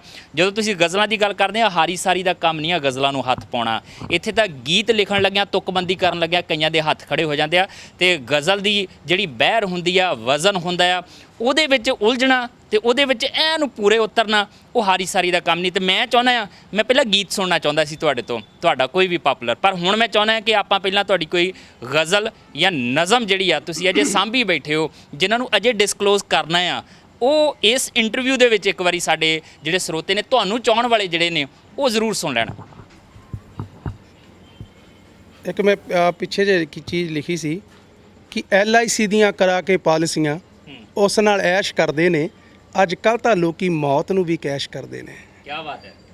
ਨਿਤ ਕਰਦੇ ਨੇ ਅਰਦਾਸਾਂ ਕਿ ਰੱਬਾ ਸਾਨੂੰ ਘਰ ਦੇਈਂ, ਨਿਤ ਕਰਦੇ ਨੇ ਅਰਦਾਸਾਂ ਕਿ ਰੱਬਾ ਸਾਨੂੰ ਘਰ ਦੇਈਂ। ਰੱਬ ਦਿੰਦਾ ਹੈ ਜਦ ਘਰ ਸ਼ਰਾਬਾਂ ਮੀਟ ਨਾਲ ਘਰ ਵਿੱਚ ਪ੍ਰਵੇਸ਼ ਕਰਦੇ ਨੇ, ਅੱਜ ਕੱਲ੍ਹ ਤਾਂ ਲੋਕੀ ਮੌਤ ਨੂੰ ਵੀ ਕੈਸ਼ ਕਰਦੇ ਨੇ। ਠੀਕ ਹੈ ਨਾ। ਸੋ ਬੜੀਆਂ ਚੀਜ਼ਾਂ ਯਾਰ, ਬੜਾ ਕੁਝ ਲਿਖਿਆ ਆ। ਬਹੁਤ ਖੂਬਸੂਰਤ ਹੈ, ਆਨੰਦ ਆਇਆ ਮੈਨੂੰ ਇਸ ਚੀਜ਼ ਦਾ। ਅਸਲ 'ਚ ਕਈ ਵਾਰੀ ਨਾ ਅਸੀਂ ਇੰਟਰਵਿਊ ਕਰਨ ਜਾਈਦਾ, ਮੈਂ ਤੁਹਾਨੂੰ ਦੱਸਦਾ, ਇੱਕ ਬਹਿਰ ਹੁੰਦੀ ਹੈ, ਤੁਹਾਨੂੰ ਤਾਂ ਤੁਸੀਂ ਬੜੇ ਇੰਟੈਲੀਜੈਂਟ ਬੰਦੇ, ਮੈਨੂੰ ਪਤਾ ਲੱਗ ਗਿਆ ਕਿ ਇੱਕ ਅੱਖਰ ਨੂੰ ਵਾਰ-ਵਾਰ ਤੁਸੀਂ ਕਿੱਦਾਂ ਰਿਪੀਟ ਕਰਨਾ, ਠੀਕ ਹੈ ਨਾ। ਇੱਕ ਗਜ਼ਲ ਦੇ ਵਿੱਚ ਮੇਰਾ ਕਿ ਉਸ ਬੇਖਬਰੇ ਨੂੰ ਖਬਰ ਕਰੋ, ਖਬਰੇ ਉਹ ਸਾਡੀ ਖਬਰ ਲਵੇ। ਕੀ ਬਾਤ ਹੈ। ਉਸ ਬੇਖਬਰੇ ਨੂੰ ਖਬਰ ਕਰੋ, ਖਬਰੇ ਉਹ ਸਾਡੀ ਖਬਰ ਲਵੇ, ਸਾਡੇ ਸਵਰਾਂ ਦਾ ਗਿਆ ਟੁੱਟ ਸਵਰ, ਉਹ ਹੋਰ ਨਾ ਸਾਡਾ ਸਵਰ ਲਵੇ। ਕੀ ਬਾਤ ਹੈ। ਬਹੁਤ ਖੂਬਸੂਰਤ, ਬਹੁਤ ਖੂਬਸੂਰਤ ਹੈ। ਮੇਰਾ ਖਿਆਲ ਹੈ ਕਿ ਇਹ TV ਪੰਜਾਬ ਤੇ ਪਹਿਲੀ ਵਾਰੀ ਹੋਇਆ ਹੋਏਗਾ। ਮੰਗੀ ਮਾਲ ਜੀ, ਤੁਸੀਂ ਵੀ ਮੈਨੂੰ ਲੱਗਦਾ ਕਿ ਕਬੂਲ ਕਰੋਗੇ ਕਿ ਆ ਗਜ਼ਲਾਂ ਜਾਂ ਇਹ ਚੀਜ਼ਾਂ ਜਿਹੜੀਆਂ ਨੇ ਉਹ ਕਿਸੇ ਇੰਟਰਵਿਊ ਦੇ ਵਿੱਚ ਤੁਸੀਂ ਸੁਣਾ ਰਹੇ ਹੋ। ਗੀਤਾਂ ਨੂੰ ਤਾਂ ਬਹੁਤ ਵਾਰੀ ਸੁਣਾਇਆ ਹੋਏਗਾ, ਉਹਨਾਂ ਦੀ ਛੈਬਰ ਤਾਂ ਬਹੁਤ ਵਾਰ ਲੱਗੀ ਹੋਏਗੀ ਇੰਟਰਵਿਊਜ਼ ਦੇ ਵਿੱਚ, ਪਰ ਉਹ ਜਿਨ੍ਹਾਂ ਨੂੰ ਬਹੁਤ ਦੇਰ ਤੋਂ ਸੰਭਾਲ ਕੇ ਰੱਖਿਆ ਆ, ਉਹ ਜਨਤਕ ਇਸ ਵੇਲੇ ਤੁਸੀਂ TV ਪੰਜਾਬ ਦੇ ਉੱਤੇ ਕਰ ਰਹੇ ਹੋ। ਔਰ ਮੇਰਾ ਖਿਆਲ ਹੈ ਕਿ ਇਸ ਗੱਲ ਦੀ ਮੈਨੂੰ ਵੀ ਸੰਤੁਸ਼ਟੀ ਆ, ਖੁਸ਼ੀ ਹੈ ਕਿ ਅੱਜ ਮੰਗੀ ਮਾਲ ਦਾ ਇੱਕ ਨਵਾਂ ਰੂਪ ਜਿਹੜਾ ਉਹ ਮੈਨੂੰ ਦੇਖਣ ਨੂੰ ਮਿਲਿਆ। ਮੰਗੀ ਮਾਲ ਦੇ ਗੀਤਾਂ ਦੀ ਮੈਂ ਗੱਲ ਇੱਕ ਵਾਰੀ ਫੇਰ ਕਰਦਾ ਹਾਂ। ਗੀਤਕਾਰੀ ਦੇ ਤੌਰ ਤੇ, ਗਾਇਕੀ ਦੇ ਤੌਰ ਤੇ ਤਾਂ ਗੱਲ ਕਰ ਹੀ ਰਹੇ ਹਾਂ। ਬਹੁਤ ਸਾਰੇ ਗੀਤ ਤੁਹਾਡੇ ਨਾ ਸੁਪਰ ਡੂਪਰ ਹਿੱਟ ਗਏ ਆ, ਜਿਹਦੇ ਵਿੱਚ ਆਪਾਂ ਸਲੀਮ ਦੀ ਆਵਾਜ਼ ਦੇ ਵਿੱਚ ਕਹਿ ਸਕਦੇ ਹਾਂ ਕਿ ਦੁੱਖ ਦੇਣੀ ਨਹੀਂ ਕਿਹੜਾ ਦੁੱਖ ਦੇਣਾ ਹੀ ਆ। ਹੋਰ ਬਹੁਤ ਸਾਰੇ ਗੀਤ ਹੈ, ਜੈਜ਼ੀ ਬੀ ਦੇ ਗੀਤ ਦਾ ਤੁਸੀਂ ਆਪ ਜ਼ਿਕਰ ਕਰ ਦਿੱਤਾ। ਕਦੀ ਇੰਜ ਵੀ ਲੱਗਾ ਆ ਕਿਸੇ ਨੂੰ ਗੀਤ ਦੇ ਕੇ ਜਦੋਂ ਸੁਪਰ ਡੂਪਰ ਹਿੱਟ ਹੋਇਆ ਕਿ ਜੇ ਮੈਂ ਇਹ ਗੀਤ ਗਾਇਆ ਹੁੰਦਾ ਤੇ ਉਹ ਮੇਰੇ ਲਈ ਜ਼ਿਆਦਾ ਵਧੀਆ ਹੋਣਾ ਸੀਗਾ, ਹੋਰ ਪਬਲਿਸਿਟੀ ਮਿਲਣੀ ਸੀਗੀ, ਸਟਾਰ ਥੋੜਾ ਜਿਹਾ ਵੱਡਾ ਹੋ ਜਾਣਾ ਸੀਗਾ? ਨਹੀਂ, ਮੈਂ ਭਾਜੀ ਕਦੀ ਇਹ ਨਹੀਂ ਸੋਚਿਆ। ਉਹਨਾਂ ਦੇ ਕਰਮ, ਉਹਨਾਂ ਦੇ ਭਾਗ। ਉਹ ਮੇਰੇ ਸਾਰੇ ਮਿੱਤਰ ਨੇ, ਮੇਰੇ ਭਰਾ ਨੇ। ਮੈਂ ਕਦੀ ਗੀਤ ਵੇਚਿਆ ਨਹੀਂ ਜੀ। ਪਿਆਰ ਮੁਹੱਬਤ ਨਾਲ ਇਦਾਂ ਗੁਣਗੁਣਾਉਂਦੇ ਆ। ਜੇ ਕਹਤਾ ਯਾਰ ਮੈਂ ਗੀਤ ਇਹ ਗਾਉਣਾ, ਭਰਾ ਜੀ ਚੱਲ ਯਾਰ ਤੂੰ ਗਾ ਲਾ, ਠੀਕ ਹੈ ਨਾ। ਪੰਮੀ ਬਾਈ ਉਹਨਾਂ ਨੇ ਗਾਇਆ ਜੱਟ ਪੰਜਾਬੀ ਦੋਸਤ ਸਾਨੂੰ ਮਾਣ ਪੰਜਾਬੀ ਹੋਣ ਦਾ। ਨਛੱਤਰ ਨੇ ਗਾਇਆ ਸੀਗਾ ਹੁਣ ਤੱਕ ਤਾਂ ਤੈਨੂੰ ਬੇਦਰਦੇ ਮੇਰਾ ਨਾਂ ਵੀ ਭੁੱਲ ਗਿਆ ਉਹਨਾਂ ਨੇ। ਪੰਛੀ ਉਹਨਾਂ ਨੇ ਗਾਇਆ। ਬੜੇ ਗੀਤ ਲੋਕਾਂ ਨੇ ਗਾਏ ਆ ਯਾਰ। ਮੈਨੂੰ ਕਦੇ ਕਿਸੇ ਚੀਜ਼ ਦਾ ਪਛਤਾਵਾ ਨਹੀਂ ਹੋਇਆ ਕਿ ਜੇ ਮੈਂ ਗਾਉਂਦਾ, ਜੇ ਮੈਂ ਇਹ ਨਾ ਜੋ ਸਲੀਮ ਨਿਭਾ ਸਕਦਾ ਸੀ ਉਸ ਗੀਤ ਨੂੰ, ਜੋ ਸਲੀਮ ਨੇ ਇਨਸਾਫ ਕੀਤਾ ਤੇ ਉਹ ਮੈਂ ਨਹੀਂ ਸੀ ਕਰ ਸਕਦਾ, ਠੀਕ ਹੈ ਨਾ। ਮੈਨੂੰ ਲੱਗਦਾ ਕਿ ਮੈਂ ਨਹੀਂ ਸੀ ਕਰ ਸਕਦਾ ਕਿਉਂਕਿ ਸਲੀਮ ਬਹੁਤ ਵੱਡਾ ਗਵਈਆ, ਵਧੀਆ ਅੱਛਾ ਉਹਨੇ ਗਾਇਆ ਹੈ ਨਾ। ਸੋ ਮੈਨੂੰ ਕਦੀ ਇਹ ਪਛਤਾਵੇ ਨਹੀਂ ਹੋਏ। ਜਿਹਦੇ ਕਰਮਾਂ ਭਾਗਾਂ ਦੇ ਵਿੱਚ ਜਿਹੜੀ ਚੀਜ਼ ਹੁੰਦੀ ਆ ਉਹਦੇ ਕੋਲੋਂ ਇਹ ਚਲੇ ਜਾਣੀ ਹੁੰਦੀ ਹੈ ਜੀ। ਮੈਂ ਤੁਹਾਨੂੰ ਇੱਕ ਗੀਤ ਹੋਰ ਦੱਸਦਾ। ਹੁਣ ਮੈਂ ਨੇੜ ਭਵਿੱਖ ਦੇ ਵਿੱਚ ਇੱਕ ਗੀਤ ਗਾ ਰਿਹਾ। ਮੇਰਾ ਬੜਾ ਪਿਆਰਾ ਮਿੱਤਰ, ਮੈਂ ਨਾਂ ਨਹੀਂ ਲੈਣਾ, ਬੜਾ ਅੱਛਾ ਸੁਪਰ ਡੂਪਰ ਕਲਾਕਾਰ ਆ। ਉਹ ਮੈਨੂੰ ਕਹਿੰਦਾ ਭਾਜੀ ਇਹ ਗਾਉਣਾ। ਮੈਂ ਕਿਹਾ ਯਾਰ ਨਹੀਂ, ਇਹ ਮੇਰੇ ਰੂਹ ਦੀ ਆ ਔਰ ਮੇਰੇ ਨਾਲ ਇਹ ਚੀਜ਼ ਜਿਹੜੀ ਵੱਜੀ ਹੋਈ ਆ, ਇਸ ਕਰਕੇ ਯਾਰ ਮੈਂ ਗਾਉਣੀ ਚਾਹੁੰਦਾ, ਮੈਂ ਇਹੀ ਗਾਉਣੀ ਆ। ਹੁਣ ਤੁਹਾਨੂੰ ਪਤਾ ਪੰਜਾਬੀ ਦੇ ਵਿੱਚ ਠਿੱਬੀ ਆਪਾਂ ਕਿਹਨੂੰ ਕਹਿੰਦੇ ਆ? ਅੱਧੇ ਜਿਹੜੇ ਯੰਗਸਟਰ ਆ, ਮੁੰਡੇ ਹੁਣ ਕੁੜੀਆਂ ਇੱਥੇ, ਉਹਨਾਂ ਦਾ ਪਤਾ ਹੀ ਨਹੀਂ ਠਿੱਬੀ ਕਿਹਨੂੰ ਕਹਿੰਦੇ ਅੱਜ ਤਾਂ। ਕਿਉਂਕਿ ਬੰਦਾ ਤੁਰਿਆ ਜਾਂਦਾ ਆ ਆਪਣੀ ਮੰਜ਼ਿਲ ਵੱਲ ਨੂੰ, ਆਪਣੇ ਰਾਹੇ ਤੁਰਿਆ ਜਾਂਦਾ। ਜਦੋਂ ਮੂਹਰੋਂ ਲੱਤ ਪਸਾ ਕੇ ਕਿਸੇ ਨੂੰ ਮੂੰਹ ਦੇ ਮੂੰਹ ਸਿੱਟ ਦੇਣਾ, ਉਹਨੂੰ ਕਹਿੰਦੇ ਆ ਠਿੱਬੀ। ਉਹ ਮੈਂ ਠਿੱਬੀ ਲਿਖੀ ਆ ਹੁਣ ਕਿ ਪੈਰ ਪੈਰ ਉੱਤੇ ਠਿੱਬੀ ਲਾਈ ਜਾਂਦੀ ਏ, ਇਹ ਦੁਨੀਆ ਹੀ ਤੁਰਨਾ ਸਿਖਾਈ ਜਾਂਦੀ ਏ। ਪੈਰ ਪੈਰ ਉੱਤੇ ਠਿੱਬੀ ਲਾਈ ਜਾਂਦੀ ਏ, ਇਹ ਦੁਨੀਆ ਹੀ ਤੁਰਨਾ ਸਿਖਾਈ ਜਾਂਦੀ ਏ। ਕੱਲ ਤਾਂ ਸੀ ਖੇਤਾਂ ਵਿੱਚ ਨੱਕੇ ਮੋੜਦਾ, ਅੱਜ ਝੂਟਦਾ ਏ ਗੱਡੀਆਂ ਨਹੀਂ ਡੱਕਾ ਤੋੜਦਾ। ਵੇਖ ਚੜ੍ਹਤਾਂ ਨੂੰ ਨਜ਼ਰਾਂ ਏ ਲਾਈ ਜਾਂਦੀ ਏ, ਇਹ ਦੁਨੀਆ ਹੀ ਜੀਣਾ ਸਿਖਾਈ ਜਾਂਦੀ ਏ। ਰਾਹ ਗਲੀ ਗਾਉਂਦਾ ਇਹ ਹੋ ਗਿਆ ਗਵਈਆ, ਰਾਹ ਗਲੀ ਗਾਉਂਦਾ ਇਹ ਹੋ ਗਿਆ ਗਵਈਆ। 2 ਨੰਬਰ ਦਾ ਲੱਗਦਾ ਕਮਾਉਂਦਾ ਏ ਰੁਪਈਆ। ਕੀ ਬਾਤ ਹੈ। ਆਪੋ ਆਪਣੇ ਕਿਆਫੇ ਵਸ ਲਾਈ ਜਾਂਦੀ ਏ, ਇਹ ਦੁਨੀਆ ਹੀ ਜੀਣਾ ਸਿਖਾਈ ਜਾਂਦੀ ਏ। ਦੁਨੀਆ ਜੀਣਾ ਸਿਖਾਈ ਜਾਂਦੀ ਹੈ। ਔਰ ਇਹ ਗੱਲ ਸੱਚ ਵੀ ਆ। ਉਹ ਕਹਿੰਦੇ ਨੇ ਕਿ ਬਦਾਮ ਖਾਣ ਨਾਲ ਅਕਲ ਨਹੀਂ ਆਉਂਦੀ, ਧੱਕੇ ਖਾਣ ਨਾਲ ਅਕਲ ਜਿਹੜੀ ਆ ਉਹ ਆਉਂਦੀ ਆ। ਕਹਿੰਦਾ ਖਾ ਕੇ ਬਦਾਮ ਕਦੇ ਅਕਲਾਂ ਨਹੀਂ ਆਉਂਦੀਆਂ, ਅਕਲ ਤੇ ਆਉਂਦੀ ਯਾਰੋ ਖਾ ਖਾ ਕੇ ਧੱਕੇ। ਜੀ। ਖਾ ਕੇ ਬਦਾਮ ਕਦੇ ਅਕਲਾਂ ਨਹੀਂ ਆਉਂਦੀਆਂ, ਅਕਲ ਤੇ ਆਉਂਦੀ ਯਾਰੋ ਖਾ ਖਾ ਕੇ ਧੱਕੇ। ਕਾਹਦਾ ਪੁੱਤ ਜੱਟ ਦਾ ਉਹ ਆੜ ਜਿਹਨੇ ਘੜੀ ਨਾ ਤੇ ਮੋੜੇ ਨਹੀਂ ਉਹ ਨੱਕੇ। ਕਾਹਦਾ ਪੁੱਤ ਜੱਟ ਦਾ ਉਹ ਆੜ ਜਿਹਨੇ ਘੜੀ ਨਾ ਤਾਂ ਮੋੜੇ ਨਹੀਂ ਉਹ ਨੱਕੇ। ਇਸ਼ਕੇ ਪਿਆ ਜੂਏ ਵਾਲੀ ਬਾਜੀ ਉਹੀ ਸਦਾ ਜਿੱਤਦਾ ਹੈ, ਹੱਥ ਵਿੱਚ ਫੜੇ ਹੁਣ ਜਿਹਨੇ 3 ਜੱਕੇ। 3 ਜੱਕੇ ਮੰਗੀ ਮਾਲ ਮੰਜ਼ਿਲ ਤੇ ਮਿਲ ਹੀ ਜਾਂਦੀ ਹੈ, ਖਾਣੇ ਪੈਂਦੇ ਮਿੱਤਰਾ ਉਹ ਦੁਨੀਆ 'ਚ ਧੱਕੇ। ਬਹੁਤ ਖੂਬ। ਤੇ ਹੁਣ ਮੈਨੂੰ ਲੱਗਦਾ ਮੈਨੂੰ ਗੱਲ ਵੀ ਸੰਭਲ ਕੇ ਕਰਨੀ ਪੈਣੀ ਹੈ ਕਿ ਮੈਂ ਕੁਝ ਗੱਲ ਬੋਲਦਾ ਤਾਂ ਤੁਸੀਂ ਗੀਤ ਸੁਣਾ ਦਿੰਦੇ ਹੋ ਉਸ ਗੱਲ ਦੇ ਉੱਤੇ ਅੱਗੇ। ਤੇ ਬਹੁਤ ਖੂਬਸੂਰਤ ਲੱਗੀਆਂ ਗੱਲਾਂ ਤੁਹਾਡੀਆਂ। ਔਰ ਮੈਨੂੰ ਹੁਣ ਲੱਗਣ ਲੱਗ ਪਿਆ ਕਿ ਮੈਂ ਲੇਖਕ ਮੰਗੀ ਮਾਲ ਨਾਲ ਗੱਲ ਕਰਦਾ ਹਾਂ। ਉਹ ਗਾਇਕ ਮੰਗੀ ਮਾਲ ਅਜੇ ਥੋੜ੍ਹਾ ਜਿਹਾ ਪਿੱਛੇ ਜਿਹੜਾ ਉਹ ਰਹਿੰਦਾ ਨਜ਼ਰ ਆ ਰਿਹਾ। ਆਉਣ ਵਾਲੇ ਦਿਨਾਂ ਦੇ ਵਿੱਚ ਕੀ ਕੁਝ ਸਰੋਤਿਆਂ ਨੂੰ ਸੁਣਨ ਨੂੰ ਮਿਲੇਗਾ? ਕਿਸ ਤਰੀਕੇ ਦੇ ਗੀਤ ਜਿਹੜੇ ਆ ਤੁਹਾਡੇ ਨਜ਼ਰ ਆਉਣਗੇ? ਹੁਣ ਸੋਚ ਤਾਂ ਤੁਸੀਂ ਦੱਸ ਦਿੱਤੀ ਆ ਕਿ ਮੈਂ ਉਮੀਦ ਰੱਖਦਾ ਕਿ ਜਿੱਦਾਂ ਦੀ ਸੋਚ ਤੁਸੀਂ ਆਪਣੇ ਗਜ਼ਲ ਦੀ, ਸ਼ੇਰਾਂ ਦੀ ਜਾਂ ਗੀਤਾਂ ਦੀ ਦੱਸ ਰਹੇ ਹੋ, ਤੇ ਮੈਨੂੰ ਲੱਗਦਾ ਕਿ ਗਾਇਕੀ ਦੇ ਵਿੱਚੋਂ ਵੀ ਉਹ ਚੀਜ਼ਾਂ ਜ਼ਰੂਰ ਨਜ਼ਰ ਆਉਣਗੀਆਂ ਤੁਹਾਡੀਆਂ। ਦੇਖੋ ਮੈਂ ਫੇਰ ਕਹਿੰਦਾ ਭਾਜੀ, ਮੈਂ ਤੁੱਕਬੰਦੀ ਨਹੀਂ ਕੀਤੀ ਹੈ ਨਾ। ਮੈਂ ਚਾਹੁੰਦਾ ਕਿ ਕਾਫੀਆ ਜਿਹੜਾ ਲੱਗਣਾ ਗੀਤ ਆ ਉਹ ਮਜ਼ੇ ਨਾਲ ਲੱਗੇ, ਪਤਾ ਲੱਗੇ ਵੀ ਕਾਫੀਆ ਲੱਗਿਆ ਹੈ ਨਾ। ਮਜ਼ਲਾ ਤੁਹਾਨੂੰ ਪਤਾ ਮਸਲਾ ਤਾਂ ਕਾਫੀਏ ਦਾ ਨਾ, ਕਾਫੀਆ ਕਿੱਦਾਂ ਲੱਗਦਾ। ਸੋ ਗੱਲ ਆ ਕਿ ਹੁਣ ਜਿਹੜੇ ਗੀਤ ਆ ਰਹੇ ਨੇ ਗੁਰਲੇਜ ਅਖਤਰ ਨਾਲ ਆ ਰਹੇ ਨੇ, ਇੱਕ ਤਾਂ 2 ਗੀਤ ਡਿਊਟ ਆ ਰਹੇ ਨੇ, ਉਹ ਇਹ ਕਮਰਸ਼ੀਅਲ ਪੱਖ ਤੋਂ ਕਿਉਂਕਿ ਰੋਟੀ ਪਾਣੀ ਵੀ ਖਾਣੀ ਹੈ, ਟੱਬਰ ਵੀ ਪਾਲਣਾ, ਨਿਆਣੇ ਵੀ ਪਾਲਣੇ ਹੈ ਨਾ, ਉਹ ਕਮਰਸ਼ੀਅਲ ਪੱਖ ਵੀ ਨਾਲ ਰੱਖਣਾ ਪੈਂਦਾ। ਫਿਰ ਮੈਂ ਤੁਹਾਨੂੰ ਗੱਲ ਦੱਸਣ ਲੱਗਾ ਕਿ ਹੁਣ ਮੇਰੇ ਅੰਦਰਲੀ ਇਹ ਤੜਫ ਲਾ ਲਓ, ਤੜਫ ਆ ਇੱਕ ਕਿ ਮੈਂ ਜੋ ਮੇਰੇ ਕੋਲ ਸ਼ਾਇਰੀ ਲਿਖੀ ਆ ਨਾ, ਜੋ ਵੀ ਮੇਰੇ ਕੋਲੋਂ ਪਿਆ ਆ, ਉਹ ਮੈਂ ਲੈ ਕੇ ਆਉਣਾ ਚਾਹੁੰਦਾ ਪਬਲਿਕ ਦੇ ਕੋਲ ਕਿ ਮੇਰੇ ਪੱਲੇ ਆਹ ਕੁਛ ਚੀਜ਼ਾਂ ਹੈਗੀਆਂ ਨੇ ਜੋ ਮੈਂ ਲਿਖੀਆਂ ਨੇ। ਔਰ ਮੈਂ ਇਹ ਕਰਦਾ, ਵਾਹਿਗੁਰੂ ਦੀ ਕਿਰਪਾ ਹੋਵੇ, ਸੱਚੇ ਪਾਤਸ਼ਾਹ ਦੀ, ਵਿਸ਼ੇ ਐਸੇ ਹੋਣਗੇ ਜਿਹੜੇ ਅੱਜ ਤੱਕ ਕਿਸੇ ਨੇ ਨਹੀਂ ਛੂਏ। ਸਵਾਦ ਇਸ ਚੀਜ਼ ਦਾ ਹੁੰਦਾ ਕਿ ਉਹ ਚੀਜ਼ ਫਿਰ ਲੈ ਕੇ ਆਓ ਜਿਸ ਚੀਜ਼ ਨੂੰ ਕਦੇ ਉਸ ਵਿਸ਼ੇ ਨੂੰ ਛੂਇਆ ਨਾ ਹੋਵੇ ਕਿਸੇ ਨੇ। ਮੈਂ ਨਾ ਫਿਰ ਇੱਕ ਹੋਰ ਇੰਟਰਵਿਊ ਕਰੂੰਗਾ, ਉਹ ਉੱਥੇ ਮੰਗੀ ਮਾਲ ਸ਼ਾਇਰ ਹੋਏਗਾ, ਉੱਥੇ ਮੰਗੀ ਮਾਲ ਕਵੀ ਹੋਏਗਾ, ਲੇਖਕ ਹੋਏਗਾ। ਉਹ ਗੀਤਕਾਰ ਜਾਂ ਗਾਇਕ ਨਹੀਂ ਹੋਏਗਾ ਤੇ ਉਹਦੇ ਵਿੱਚ ਫਿਰ ਸਾਰੀਆਂ ਗੱਲਾਂ ਇਹੀ ਹੁੰਦੀਆਂ ਨਜ਼ਰ ਆਉਣਗੀਆਂ। ਤੇ ਮੇਰਾ ਖਿਆਲ ਹੈ ਕਿ ਸਾਡੇ ਦਰਸ਼ਕ ਜਿਹੜੇ ਉਹ ਕਾਫੀ ਦੇਰ ਦੇ ਇੰਤਜ਼ਾਰ ਕਰਦੇ ਹੋਣੇ ਆ ਕਿ ਜੇ ਮੰਗੀ ਮਾਲ ਨਾਲ ਗੱਲ ਹੋਈ ਹੈ, ਮੰਗੀ ਮਾਲ ਨੇ ਆਪਣੇ ਉਹ ਗੀਤ ਜਿਹੜੇ ਪੰਜਾਬੀਆਂ ਦੇ ਦਿਲਾਂ ਦੇ ਵਿੱਚ ਧੜਕਣ ਬਣ ਕੇ ਧੜਕਦੇ ਆ ਉਹਨਾਂ ਨੂੰ ਛੋਇਆ ਨਾ, ਉਹ ਗਾਏ ਨਾ, ਤੇ ਫਿਰ ਜਿਹੜੀ ਸਾਡੀ ਗੱਲਬਾਤ ਹੈ ਅੱਜ ਦੀ ਉਹ ਅਧੂਰੀ ਲੱਗੇਗੀ। ਜੀ ਤੇਰੇ ਹਰਦਮ ਪੈਣ ਭਲੇਖੇ ਨੀ, ਜਿੰਦ ਲਾਤੀ ਤੇਰੇ ਲੇਖੇ ਨੀ, ਦਿਲ ਰਾਤ ਤੇਰਾ ਏ, ਦਿਲ ਰਾਤ ਤੇਰਾ ਏ, ਵੇਖੇ ਨੀ ਨਿਤਲਾ ਜਾਵੇਂ ਤੂੰ ਲਾਰਾ, ਮੁੰਡਾ ਵੈਲੀ ਹੋ ਗਿਆ ਨੀ, ਜੱਟ ਵੈਲੀ ਹੋ ਗਿਆ ਨੀ, ਵੈਲਣੇ ਤੇਰਿਆਂ ਦੁੱਖਾਂ ਦਾ ਮਾਰਾ। ਕਿਆ ਬਾਤ ਹੈ, ਬਹੁਤ ਖੂਬ। ਅੱਛਾ, ਇੱਕ ਤੁਸੀਂ ਕਮਰਸ਼ੀਅਲ ਪਹਿਲੂ ਦੀ ਗੱਲ ਕੀਤੀ ਹੈ ਕਿ ਇੱਦਾਂ ਦੇ ਗਾਣੇ ਕਮਰਸ਼ੀਅਲ ਪਹਿਲੂ ਦੇ ਲਈ ਗਾਉਣੇ ਪੈਂਦੇ ਆ, ਰੋਜ਼ੀ ਰੋਟੀ ਚਲਾਉਣੀ ਹੁੰਦੀ ਆ। ਜਦੋਂ ਮੈਂ ਅੱਜ ਸੰਗੀਤ ਖੇਤਰ ਨੂੰ ਦੇਖਦਾ ਹਾਂ ਤੇ ਕਮਰਸ਼ੀਅਲ ਪਹਿਲੂ ਲਈ ਗੀਤ ਗਾਉਣ ਦੇ ਨਾਲ ਇੱਕ ਫੰਡਾ ਹੋਰ ਚੱਲਦਾ ਆ, ਕੋਈ ਨਾ ਕੋਈ ਵਿਵਾਦ ਖੜਾ ਕਰ ਦਿੱਤਾ ਜਾਂਦਾ, ਉਸ ਵਿਵਾਦ ਦੇ ਉੱਤੇ ਕਈ ਵਾਰੀ ਲੜਾਈਆਂ ਝਗੜੇ ਵੀ ਹੁੰਦੇ ਆ, ਸੋਸ਼ਲ ਮੀਡੀਆ ਤੇ ਤੂੰ ਮੈਂ ਵੀ ਹੁੰਦੀ ਹੈ, ਉਹਦੇ ਨਾਲ ਜਿਹੜਾ ਆ ਉਹ ਕਮਰਸ਼ੀਅਲ ਹੋਣ ਦੀ ਕੋਸ਼ਿਸ਼ ਕੀਤੀ ਜਾਂਦੀ ਆ, ਪਬਲਿਸਿਟੀ ਲੈਣ ਦੀ ਕੋਸ਼ਿਸ਼ ਕੀਤੀ ਜਾਂਦੀ ਆ। ਕਿੰਨਾ ਕੁ ਜਾਇਜ਼ ਮੰਨਦੇ ਹੋ ਕਿ ਕਲਾਕਾਰ ਨੂੰ ਕਮਰਸ਼ੀਅਲ ਗੀਤਾਂ ਨਾਲ ਕਮਰਸ਼ੀਅਲ ਹੋਣਾ ਚਾਹੀਦਾ ਆ ਜਾਂ ਇਦਾਂ ਦੇ ਵਿਵਾਦ ਪੈਦਾ ਕਰਕੇ ਕਮਰਸ਼ੀਅਲ ਹੋਣਾ ਚਾਹੀਦਾ? ਦੇਖੋ ਭਾਜੀ, ਮੈਂ ਕਦੀ ਵਿਵਾਦਾਂ 'ਚ ਨਹੀਂ ਪਿਆ, ਇਦਾਂ ਦੇ ਵਿਵਾਦ ਨਹੀਂ ਮੈਂ ਕੀਤੇ। ਮੈਨੂੰ ਤਾਂ ਇਹ ਹੁੰਦਾ ਵੀ ਆਪਣਾ ਗੀਤ ਗਾਓ, ਤਾਂ ਨਾ ਮੈਂ ਕਦੀ ਉਹ ਜਿਹੜੇ ਵਿਊ ਬੂਆ ਹੁੰਦੇ ਆ ਜੀ YouTube ਦਾ, ਨਾ ਮੈਂ ਕਦੀ ਨਾ ਚਿਪਿਆ। ਆਪਣਾ ਗੀਤ ਗਾਓ, ਗਾ ਕੇ ਛੱਡ ਦਿਓ ਯਾਰ। ਵਾਹਿਗੁਰੂ ਕਿਰਪਾ ਕਰੂ ਸੱਚੇ ਪਾਤਸ਼ਾਹ, ਜਿਹਨੂੰ ਚੰਗਾ ਲੱਗਦਾ ਉਹਨੇ ਸੁਣ ਲੈਣਾ। ਜ਼ਰੂਰੀ ਨਹੀਂ ਹੁੰਦਾ ਯਾਰ ਕਿ ਤੁਹਾਨੂੰ 100 ਦੇ ਵਿੱਚੋਂ 100 ਬੰਦਾ ਹੀ ਤੁਹਾਨੂੰ ਪਸੰਦ ਕਰੇ। ਮੇਰੀ ਤਾਂ ਇਹ ਸੋਚ ਆ, 100 ਦੇ ਵਿੱਚੋਂ ਮੈਨੂੰ ਭਾਵੇਂ 99 ਨਾ ਪਸੰਦ ਕਰਨ, 10 ਪਸੰਦ ਕਰਨ, ਮੇਰੇ ਲਈ 10 ਹੀ 10 ਲੱਖ ਨਾਲ ਦੇ ਆ। ਠੀਕ ਹੈ ਨਾ, ਉਹ 10 ਹੀ ਜਿੰਦਾਬਾਦ ਆ। ਠੀਕ ਹੈ ਜੀ, ਹਰ ਬੰਦੇ ਦਾ ਦੇਖੋ ਆਪਣਾ ਆਪਣਾ ਟੇਸਟ ਆ, ਕੋਈ ਕਿੱਦਾਂ ਦਾ ਸੁਣਦਾ, ਕੋਈ ਕਿੱਦਾਂ ਦਾ ਸੁਣਦਾ, ਕੋਈ ਕਿੱਦਾਂ ਦਾ ਸੁਣਦਾ। ਜਿਹੜੇ ਮੇਰੇ ਨਾਲ ਵੱਜੇ ਨੇ ਜਾਂ ਮੇਰੀ ਗਾਇਕੀ ਨਾਲ ਵੱਜੇ ਨੇ ਜਾਂ ਮੇਰੀ ਸ਼ਾਇਰੀ ਨਾਲ ਵੱਜੇ ਨੇ, ਉਹ ਮੇਰੇ ਨਾਲ ਜੁੜੇ ਹੋਏ ਨੇ। ਇਸੇ ਕਰਕੇ ਤਾਂ ਮੈਂ ਹੁਣ ਤੱਕ ਕੰਮ ਕਰਦਾ ਆ ਰਿਹਾ। ਇਹ ਵੀ ਸੋਚ ਹੈ ਨਾ ਇੱਕ। ਹਾਂ, ਬੇਵਕਤੀ ਜਿਹੜੀਆਂ ਹਨੇਰੀਆਂ ਆਈਆਂ ਨਾ, ਉਹਨਾਂ ਦੇ ਵਿੱਚ ਮੈਂ ਕਦੀ ਉੱਡਣ ਦੀ ਕੋਸ਼ਿਸ਼ ਨਹੀਂ ਕੀਤੀ। ਠੀਕ ਹੈ ਨਾ, ਅੱਜ ਵੀ ਮੈਨੂੰ ਯਾਦ ਆ ਕਿ ਬਹੁਤ ਬੁੱਧੀਜੀਵੀ ਮੇਰੇ ਸਤਿਕਾਰਯੋਗ ਨੇ, ਮੈਂ ਉਹਨਾਂ ਦੇ ਕੋਲ ਗਿਆ ਸੀਗਾ ਤੇ ਮੈਂ ਜਦੋਂ ਨਵਾਂ ਹਿੱਟ ਹੋਇਆ, ਉਹ ਮੈਨੂੰ ਕਹਿੰਦੇ ਗੱਲ ਸੁਣੋ, ਏ ਬਾਬ ਰੋਲਾ ਬਣ ਕੇ ਉੱਡਣ ਦੀ ਕੋਸ਼ਿਸ਼ ਨਾ ਕਰੀ, ਵਾਹ ਬਣ ਕੇ ਵਗੀ। ਬਾਬ ਰੋਲੇ 'ਚ ਸਪੀਡ ਬਹੁਤ ਹੁੰਦੀ ਆ, ਭਰੀਆਂ ਚੱਕ ਮਾਰਦਾ ਕਣਕ ਦੀਆਂ ਤਾਂ ਨੂੰ, ਪਰ ਆਉਂਦਾ ਬਹੁਤ ਥੋੜ੍ਹੇ ਸਮੇਂ ਲਈ ਹੁੰਦਾ। ਜਿਹੜੀ ਹਵਾ ਆ ਇਕਸਾਰ ਵਗਦੀ ਆ। ਅੱਜ ਮੈਨੂੰ 19-20 ਸਾਲ ਹੋ ਗਏ ਆ ਇਸ ਇੰਡਸਟਰੀ ਦੇ ਵਿੱਚ ਕੰਮ ਕਰਦੇ ਨੂੰ।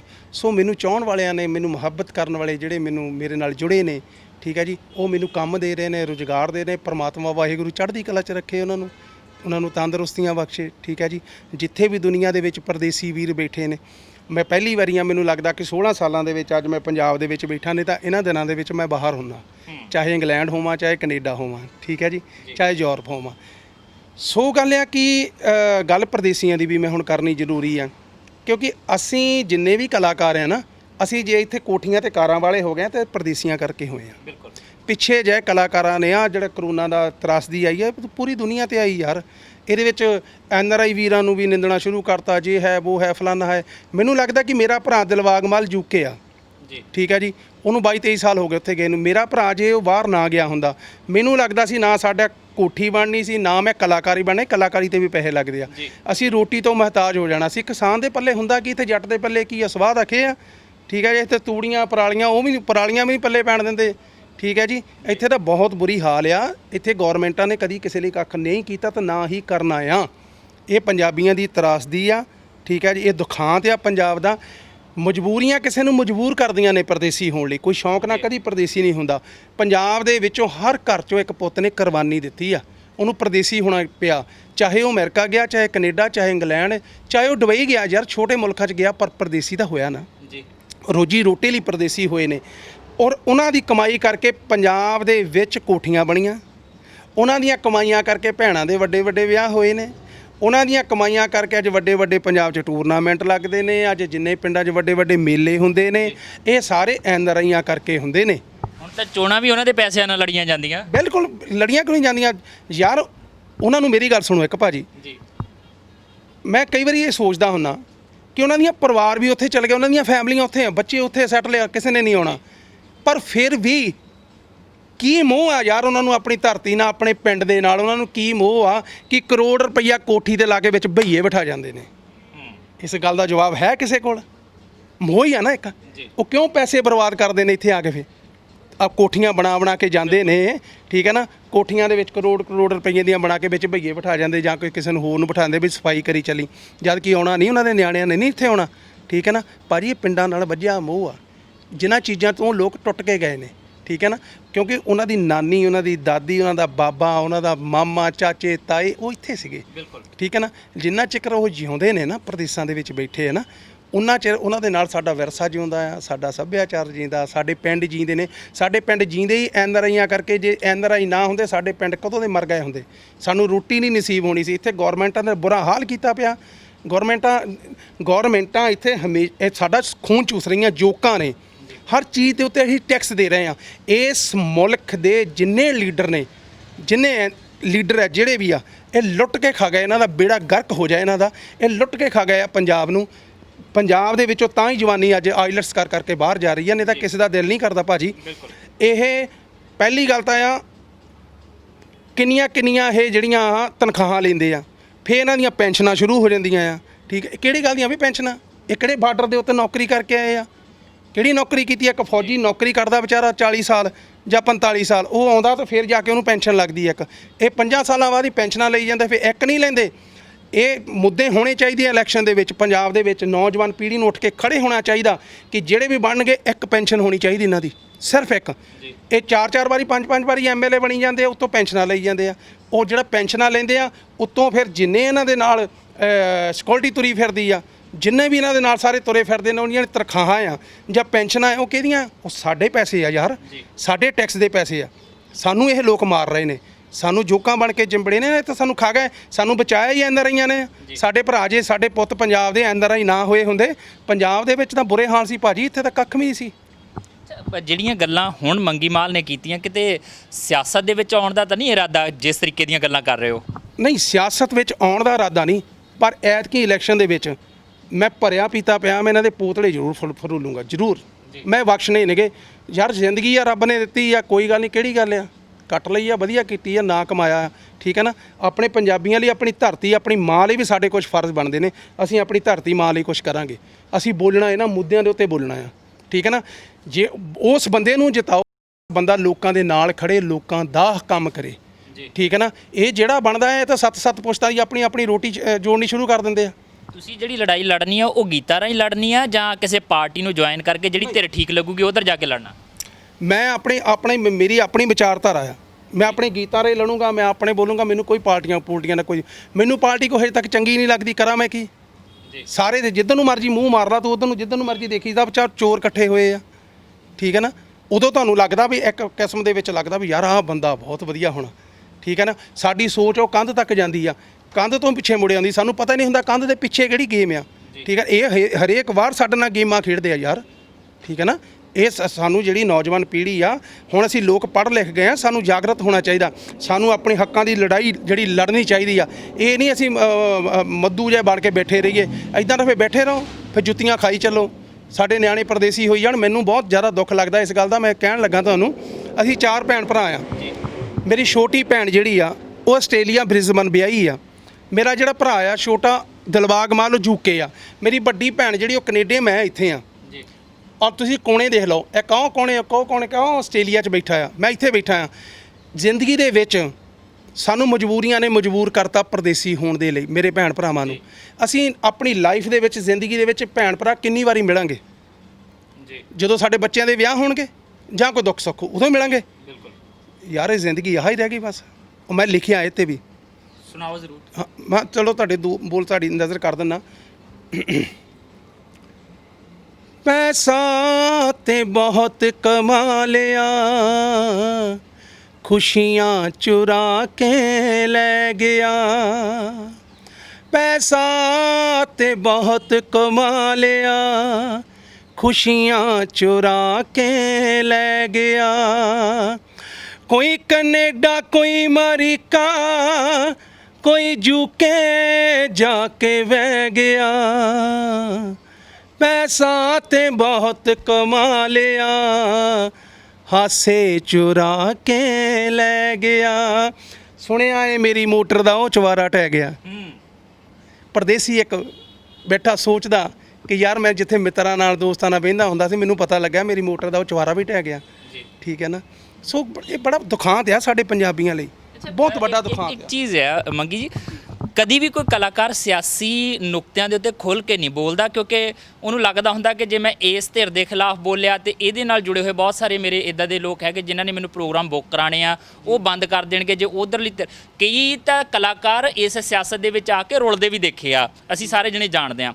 ਲੱਗਦਾ ਨਹੀਂ ਹੈ ਕਿ ਜਿਸ ਤਰੀਕੇ ਦੀਆਂ ਗੱਲਾਂ ਤੁਸੀਂ ਹੁਣ ਕਰਨੀਆਂ ਸ਼ੁਰੂ ਕਰ ਦਿੱਤੀਆਂ ਉਹ ਤੁਹਾਡੇ ਕਿੱਤੇ ਦੇ ਉੱਤੇ ਕਿਤੇ ਨਾ ਕਿਤੇ ਅਸਰ ਪਾਉਣਗੀਆਂ ਫਿਰ?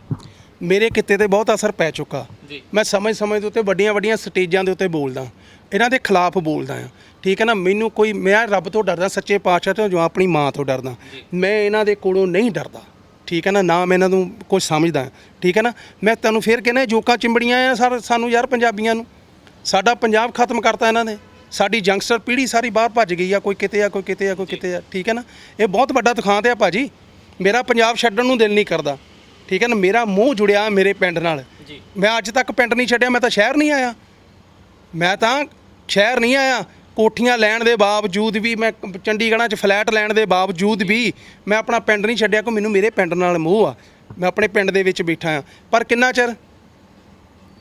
ਆਖਰਕਾਰ ਤਾਂ ਮੇਰੇ ਨਿਆਣੇ ਵੀ ਮੂਵ ਹੋਣਗੇ, ਇੱਥੋਂ ਜਾਣਗੇ ਬਾਹਰ। ਠੀਕ ਹੈ ਜੀ। ਉਹ ਕੈਨੇਡਾ ਚਲ ਗਏ ਜਾਂ ਆਸਟ੍ਰੇਲੀਆ ਜਾਂ ਕਿਤੇ ਹੋਰ ਚੱਲ ਜਾਣਗੇ, ਤੇ ਮਾਂ ਪਿਓ ਕਿੱਥੇ ਜਾਣਗੇ? ਬੱਚਿਆਂ ਕੋਲ ਹੀ ਜਾਣਗੇ ਨਾ। ਇੱਕ ਨਾ ਇੱਕ ਟਾਈਮ ਤਾਂ ਇਦਾਂ ਦਾ ਆਉਣਾ ਕਿ ਸਾਨੂੰ ਵੀ ਇੱਥੋਂ ਜਾਣਾ ਪਊਗਾ। ਠੀਕ ਹੈ ਨਾ। ਇਹ ਭਾਜੀ ਬਹੁਤ ਵੱਡਾ ਦੁਖਾਂਤ ਆ ਪੰਜਾਬੀਆਂ ਲਈ, ਬਹੁਤ ਵੱਡਾ ਦੁਖਾਂਤ ਆ ਇਹ। ਪਰ ਇਹ ਦੁਖਾਂਤ ਜਿਹੜਾ ਪੈਦਾ ਕਿਹਨਾਂ ਨੇ ਕੀਤਾ? ਇਹ ਸਾਡੇ ਲੀਡਰਾਂ ਨੇ, ਮਾੜੇ ਲੀਡਰਾਂ ਨੇ, ਜਿਹੜੇ ਪਤਾ ਨਹੀਂ ਇਹਨਾਂ ਦੀਆਂ ਕਿਹੜੀਆਂ ਮਜਬੂਰੀਆਂ ਨੇ, ਜਿਹੜੇ ਸੈਂਟਰ ਤੋਂ ਇਸ਼ਾਰੇ ਹੁੰਦੇ ਨੇ ਉਹਨਾਂ ਦੇ ਇਸ਼ਾਰਿਆਂ ਦੇ ਉੱਤੇ ਨੱਚਦੇ ਨੇ। ਪੰਜਾਬ ਲਈ ਨਹੀਂ ਕਦੀ ਸੋਚਦੇ, ਪੰਜਾਬੀ ਪੀੜ੍ਹੀ ਲਈ ਨਹੀਂ ਸੋਚਦੇ, ਪੰਜਾਬੀ ਬੋਲੀ ਲਈ ਨਹੀਂ ਸੋਚਦੇ, ਪੰਜਾਬੀ ਧਰਤੀ ਮਾਂ ਲਈ ਨਹੀਂ ਸੋਚਦੇ। ਠੀਕ ਹੈ ਨਾ। ਇਹ ਸਭ ਵਿਕੇ ਹੋਏ ਲੋਕ ਨੇ। ਠੀਕ ਹੈ ਨਾ। ਬਸ ਇਹਨਾਂ ਨੂੰ ਆਪਣੀ ਰੋਜੀ ਰੋਟੀ ਨਾਲ ਮਤਲਬ ਆ ਵੀ ਮੇਰੇ ਨਿਆਣਿਆਂ ਦਾ ਉੱਥੇ ਹੋਟਲ ਬਣ ਜਾਏ, ਇੱਥੇ ਹੋਟਲ ਬਣ ਜਾਏ, ਉੱਥੇ ਆਹ ਬਣ ਜਾਏ, ਉੱਥੇ ਕਿਸੇ ਦਾ ਉਹ ਬਣ ਜਾਏ, ਕਿਸੇ ਦਾ ਉਹ ਬਣ ਜਾਏ। ਠੀਕ ਹੈ ਨਾ। ਇਹਨਾਂ ਨੂੰ ਪੰਜਾਬੀਆਂ ਨਾਲ ਹੈ ਹੀ ਨਹੀਂਗਾ। ਠੀਕ ਹੈ ਨਾ।